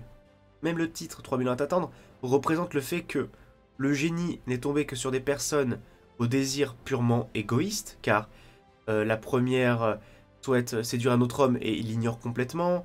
On a une femme qui est totalement obsédée par la connaissance et du coup se désintéresse de cet homme, enfin de ce génie. On a tellement de personnages, c'est dur de tout résumer, mais je veux dire, on a enfin une personne qui ne désire pas ses pouvoirs, mais qui le désire lui. Et elle, de son côté, elle est tombée sur des contes qui sont simplement du coup des légendes. Elle ne s'intéresse qu'à du factice, et la personne qu'elle a aimée n'est plus là. et du coup elle se retrouve seule, et vraiment, le fait que ces deux personnages qui ont éprouvé la solitude, car la solitude est un thème important du film, le génie de par ses millénaires dans une bouteille, et elle à travers une vie entière, le fait que ces deux personnes aussi seules réussissent à trouver une réelle personne, un alter ego de solitude qui permet d'exprimer leur désir d'amour aussi simplement, je trouve que c'est ça qui fait fonctionner le film. On a vraiment de belles histoires racontées à travers le génie, mais finalement, est-ce que la plus belle des histoires ne serait pas celle de ces deux personnages qui se rencontrent et qui finissent par être le tout l'un de l'autre? Ouais, de temps en temps, je fais de la poésie, ouais, c'est beau. Donc si je résume, une excellente réale, des personnages attachants, des histoires fascinantes, des thématiques profondes. Que dire de plus? Ce film fonctionne magnifiquement bien. Ce film est, à mon sens, un des meilleurs de cette année et mérite amplement sa 3e place dans mon top de 2022. Donc foncez voir ce film, foncez voir 3 millions à t'attendre. N'écoutez pas les mauvaises critiques dessus, voilà, je le dis, hein. Je ne suis pas objectif. Non, vraiment, si vous ne l'avez pas vu, donnez-lui une chance, parce que ce film est, à mon sens, une tuerie. Dans tous les cas, faites-vous votre propre avis sur ce film. Moi, je vous l'ai assez vendu comme ça. Donc, c'était 3 millions à t'attendre de mon top numéro 3 de l'année 2022. Top numéro 2. Everything Everywhere All at Once de Daniel Scheinert et Daniel Kwan. Evelyn Wang est à bout. Elle ne comprend plus sa famille, son travail et croule sous les impôts. Soudain, elle se retrouve plongée dans le multivers, des mondes parallèles où elle explore toutes les vies qu'elle aurait pu mener. Tout comme 3 millions à t'attendre, beaucoup s'amusent à dire que bof, on a fait beaucoup de bruit pour ce film pour rien, c'est pas terrible, ok c'est bien mais c'est pas non plus exceptionnel. Personnellement je suis pas d'accord, pour moi ce film est excellent et met une claque à tous ces films Marvel de merde qui s'amusent à utiliser le multivers pour en faire pas grand chose au final. Parce que ce film, putain qu'il est généreux. On a des acteurs au top, Michelle Yeoh, Jamie Lee Curtis, James Hong, ou alors Ke Huy Quan. Je sais pas si je l'ai bien dit, je suis désolé, hein, voilà, je suis très mauvais pour ce genre de prononciation là par contre. Mais du coup voilà, on a beaucoup d'acteurs et d'actrices qui sont excellents dans ce film. On a également une réal vraiment vraiment aboutie, avec des enchaînements de séquences, autant d'actions qui font hommage aux sœurs Wachowski avec leur Matrix, des séquences plus intimistes. On a droit à vraiment toute une palette de scènes, de genres, de composition, de photographie, qui rend le tout vraiment complet et généreux. Ça se retranscrit par exemple à travers les différentes dimensions que traverse le personnage d'Evelyn, qui par conséquent tombe dans des univers différents, et également ces univers sont différents non seulement pour certains éléments qui le composent, par exemple il y a des gens qui ont des doigts saucisses, des moments où elle est en fait une star de films d'action, etc., etc. Et tous ces univers différents sont souvent, comment dire, différents pour le fond, ce qu'il y a dedans, mais également par la forme. Comme j'ai dit, la photographie change selon les univers, mais aussi le ratio de l'image. C'est-à-dire que des fois, on va être en cinémascope avec du coup les bandes noires en haut, en bas.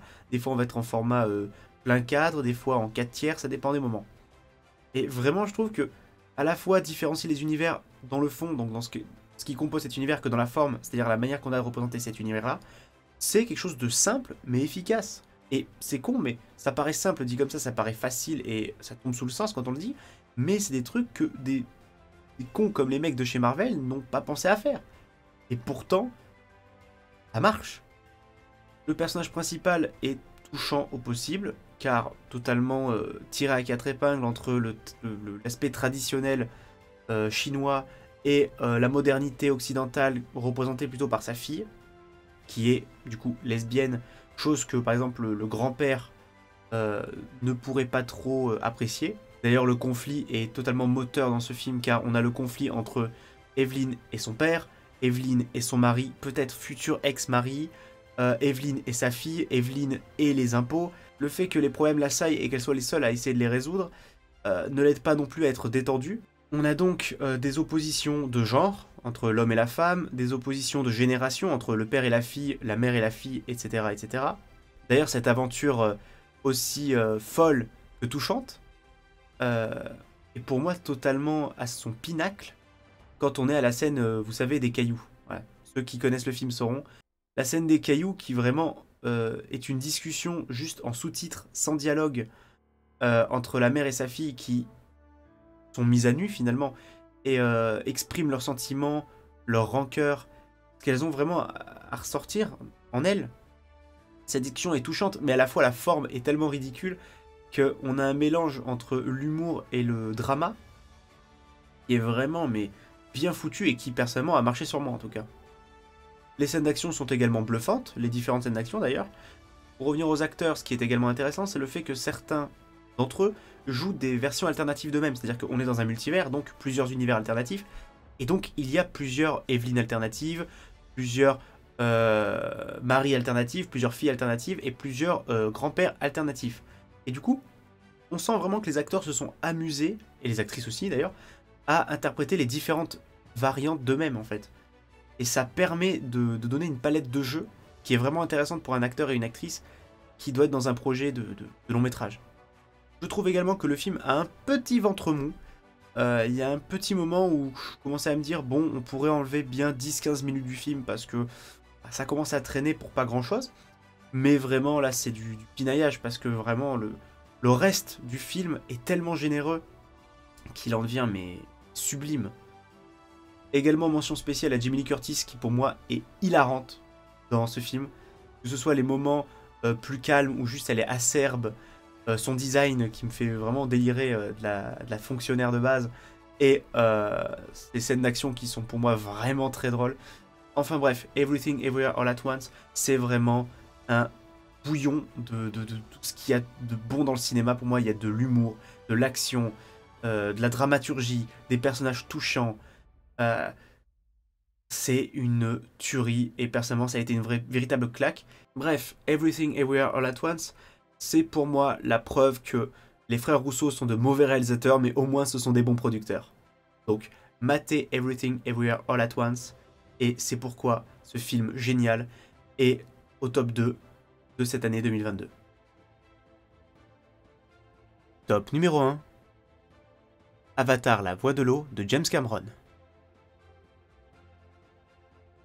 Se déroulant plus d'une décennie après les événements relatés dans le premier film, Avatar, la voix de l'eau raconte l'histoire des membres de la famille Sully, Jake, Neytiri et leurs enfants, les épreuves auxquelles ils sont confrontés, les chemins qu'ils doivent emprunter pour se protéger les uns les autres, les batailles qu'ils doivent mener pour rester en vie et les tragédies qu'ils endurent.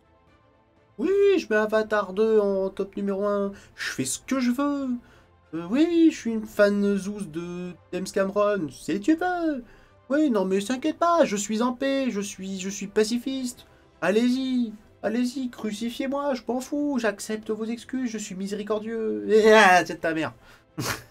Ouais, je suis taquin, ouais.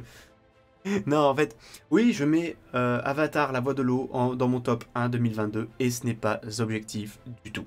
Quelle claque! Quelle claque sur plein de points, et je vais m'amuser à aussi démonter certains trucs, mais quelle claque! Déjà, quelle claque visuelle! Le film est une tuerie visuelle. Si le film n'a pas les meilleurs effets spéciaux aux Oscars, ça s'appelle du vol. À ce niveau-là, ça s'appelle du vol. La motion capture est réussie, mais c'est même plus... Le mot réussi ne suffit pas. Les gens qui se contentent de dire « Ouais, c'est de la cinématique de jeux vidéo PS5 », les mecs, fermez-la physiquement, sans déconner. Non mais, les visages, les expressions, tout est totalement réussi, tout est fidèlement retranscrit, c'est un truc de fou. Le bond technologique, Papy Cameron, il revient à chaque fois, tous les 10 ans, il vous met une bifle comme ça, j'ai perdu mes dents. Ce que je trouve assez cool avec James Cameron, c'est que le mec arrive à faire du féminisme encore en 2022 sans que ce soit forcé.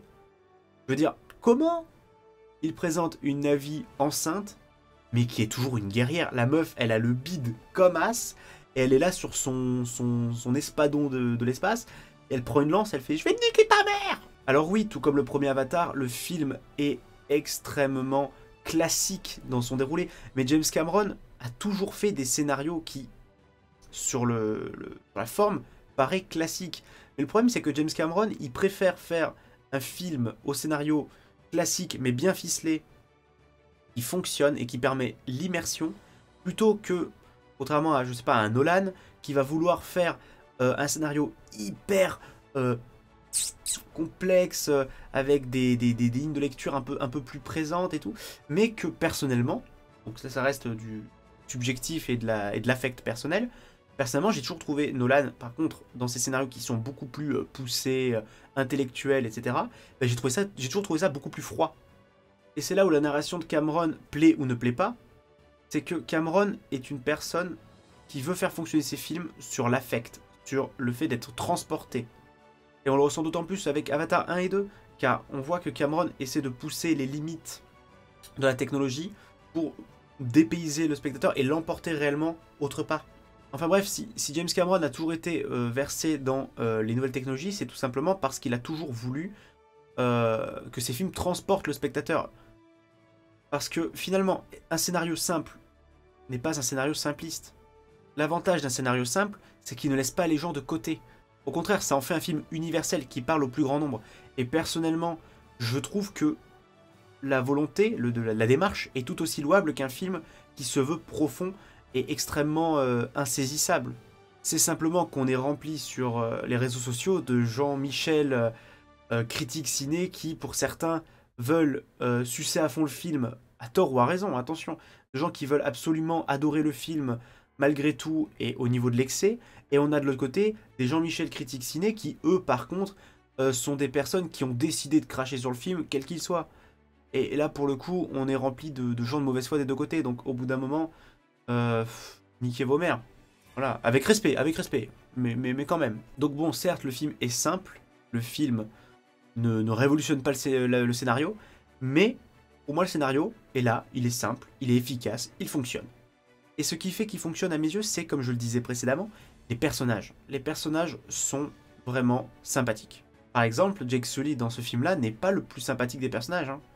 C'est même parfois un peu un vieux con, comme on dit, un boomer. Mais simplement, ses réactions sont dues au fait qu'il est aujourd'hui dépassé par une situation qui lui échappe et qui veut simplement agir au mieux pour sa famille. Et du coup, parfois, bah, il agit comme un gros con parce qu'il se trompe, parce que c'est un être humain et que ce n'est pas un super-héros. Oups, Marvel. On a vraiment, pour moi, des personnages qui fonctionnent. On a des adolescents qui découvrent l'amour et qui sont du coup parfois un peu ridicules parce qu'en même temps, on a tous été ados et ridicules en amour, faut être honnête. On a également des méchants qui sont un peu caricaturaux, mais j'ai toujours trouvé que chez James Cameron, les méchants étaient toujours un peu caricaturaux dans leur principe. Mais les méchants humains, moi, je trouve ça sympathique. Ça... En fait, on retrouve un peu cette écriture des années 80, j'ai l'impression, mais le monde a changé depuis, donc chez certaines personnes, peut-être que ça passe toujours, d'autres, peut-être que ça passe pas, je ne sais pas. Le traitement de Quaritch, le méchant du premier film qui revient dans ce deuxième film, est vraiment intéressant. Selon moi, ça permet de montrer un peu qu'on peut transposer les souvenirs dans un clone, on peut cloner quelqu'un, mais simplement à partir du point où la personne évolue en tant que clone, bah, elle va totalement se dissocier de la première personne, de la personne originale, car elle va vivre ses propres expériences, et du coup évoluer différemment, et c'est pas parce que tes souvenirs et ta pensée sera transférée qu'elle ne va pas évoluer. Donc vraiment, Quaritch, je trouve que c'est un personnage qui est en transition, il est un peu sous forme de chrysalide dans ce deuxième film, puisque c'est un nouvel être, et peut-être qu'il va prendre son envol dans les suites. Donc, à voir. Neytiri, quant à elle, est assez en retrait dans le film, et je trouve ça un peu dommage. Après, est-ce qu'elle va se déchaîner dans le troisième film? Parce que vraiment, les trois quarts du film, je la trouvais un peu trop absente, malheureusement. C'est un personnage que j'apprécie beaucoup, quand même, dans le premier film. Et donc, à voir, mais bon, elle est quand même là, on va dire ça. Et le GOAT du film, le personnage qui me fait kiffer ma race, c'est Kiri. Kiri, la fille adoptive des Sully, qui est la fille de Dr. Grace Augustine du premier film, qui est née, on ne sait comment, Anakin Skywalker, née de la Force, née de Eywa, qui est géniale. Elle a des réactions qui me font délirer tout au long du film, et le fait de se dire qu'une adolescente est jouée par Sigourney Weaver qui a plus de 70 balais, je trouve ça dingue. Perso, parce que vraiment, cette actrice, je crois que c'est vraiment une de mes actrices préférées d'Hollywood, et c'est dingue de se dire qu'à 70 ans, elle arrive encore à trouver des défis en termes d'acting, et elle est relevée haut la main, parce que quand on voit le film, on ne se dit pas « Ah tiens, c'est une dame de 70 balais qui imite une petite jeune ». Non, non, c'est vraiment, j'ai l'impression de voir une adolescente. Et c'est bluffant. Ensuite, la mise en scène de Cameron est très cool. dans le sens où j'ai l'impression qu'avec ce film-là, il essayait de se rapprocher d'une façon de filmer un peu comme un documentaire. C'est une façon de faire, c'est un choix. Moi je sais que c'est pas ce que je préfère dans la façon de filmer de Cameron, mais c'est efficace parce que sa volonté est pour moi de se rapprocher du documentaire et vraiment de considérer cet univers comme palpable. Parce que finalement, comment rendre son univers encore plus réaliste et encore plus proche de ce qui pourrait être la réalité, eh ben, en faisant en sorte de filmer cela comme un documentaire. Car le documentaire est un reflet de la réalité. Avec un point de vue, mais quand même. Et malheureusement, puisqu'on a perdu James Horner, le compositeur du premier film, pour le coup, son absence se ressent beaucoup dans ce second opus, car les musiques sont, à part les compositions qu'il avait fait pour le premier film, les musiques sont très très en retrait et un peu trop même. Mais voilà, le film marche sur moi, je pense que c'est une expérience, je pense que James Cameron veut proposer maintenant des expériences cinéma, et veut vraiment que le spectateur se laisse emporter par une histoire avec des personnages et un aspect bluffant de réalisme. Donc, reprocher la simplicité d'Avatar 2, si vous n'avez pas aimé la simplicité d'Avatar 1, c'est complètement inepte, c'est débile. Tu peux pas reprocher à une suite d'une œuvre de faire quelque chose qui poursuit ce que faisait le premier. Alors d'accord, certains tropes scénaristiques sont très similaires à ceux du premier film, je veux bien. Mais de là à dire que c'est une copie carbone, je suis en mode bon les mecs, vous êtes un petit peu de mauvaise foi, car il y a quand même des thématiques qui sont différentes. La thématique de l'immigration, de l'acceptance d'autrui qui est quand même un peu positionnée différemment, car cette fois-ci ce sont les Na'vi qui s'acceptent entre eux. On a des points de vue du lore qui sont quand même différents. Donc certes, Avatar 2 ne plaira pas à tout le monde, mais les gens qui disent que c'est pas un bon film, qu'il mérite rien, que c'est de la merde, on se laisse ou pas emporter à Pandora. Moi c'était mon cas. Et c'est pour ça que selon moi, cette œuvre-là est ma préférée de l'année 2022. Voilà, c'était mon top flop de l'année 2022. Vous savez donc les films que j'ai le plus détesté ou le plus aimé durant cette année-là en matière de cinéma. Si vous avez votre propre top ou votre propre flop, n'hésitez pas à me le dire dans les commentaires. Ça me permettra de découvrir peut-être d'autres œuvres que je n'ai pas eu le temps de voir pendant cette année 2022, car on n'a pas tous le temps de voir 500 films dans l'année, malheureusement. Donc n'hésitez pas, ça me permettra de voir si on a des films en commun ou justement si on a des différences. Ça permettra de dialoguer avec respect, s'il vous plaît. Évitez de vous étriper dans les commentaires. Mais voilà, ça me permettra peut-être de découvrir d'autres œuvres et de mettre à jour ma liste sur Sens Critique. Quant à la chaîne, parce que oui, voilà, petit micro-bilan de la chaîne avant de se quitter. Les Hermites Critiques reprennent au mois de février. On aura le Hermite Critique sur une saga dont c'est pas ma guerre. Et du coup, je vais essayer de faire un Hermite Critique tous les mois ou 2 mois, on verra. Donc les mois où il y aura Hermite Critique, il y aura un Hermite Critique dans le mois. Soit ce sera peut-être de la fiction, quand on aura le temps d'en poster. Malheureusement, on a plein de projets qui sont sur le feu. On essaie de voir ce qui peut être fait plus ou moins rapidement, plus ou moins en priorité. Donc vous inquiétez pas, il y a de la fiction en préparation. Mais malheureusement, ça prend le temps que ça prend. Ça paraît prendre longtemps, mais en même temps, on essaie de faire les choses avec le plus de qualité possible et de ne pas rusher ça en faisant de la qualité de merde pour faire, du contenu. On ne veut pas juste vous inonder de contenu sans même être persuadé que ce qu'on fait c'est bien. Donc petit à petit, on développe des projets, on voit ce qui sortira en premier. Mais ça, vous savez très bien que ça sortira de manière plus épisodique. Donc ça sortira quand ça sortira pour la fiction. Les Hermites Critiques, je vais essayer d'en faire plus. Ça va ressortir, donc à partir du mois de février. Donc je sais qu'il y en aura plusieurs dans l'année, à voir tous les combien de mois ça va sortir. Mais j'espère d'en faire au moins tous les 2 mois si possible. Et les mois où il n'y aura pas de Hermite Critique ou de fiction, je ferai en sorte de faire des petites vidéos, peut-être des petites vidéos de découverte, genre quel film j'ai découvert pendant le mois, je sais pas, de mars 2023. Que ce soit des films découverts au cinéma, en VOD ou des vieux films aussi. Il peut y avoir des vieux films, des grands classiques que je n'ai pas vus. Peut-être que j'inviterai d'autres amis vidéastes à me rejoindre pour parler, ou alors peut-être des membres de Crazy Bunch Studio. Bref, et j'espère que vous suivrez ça avec plaisir sur la chaîne.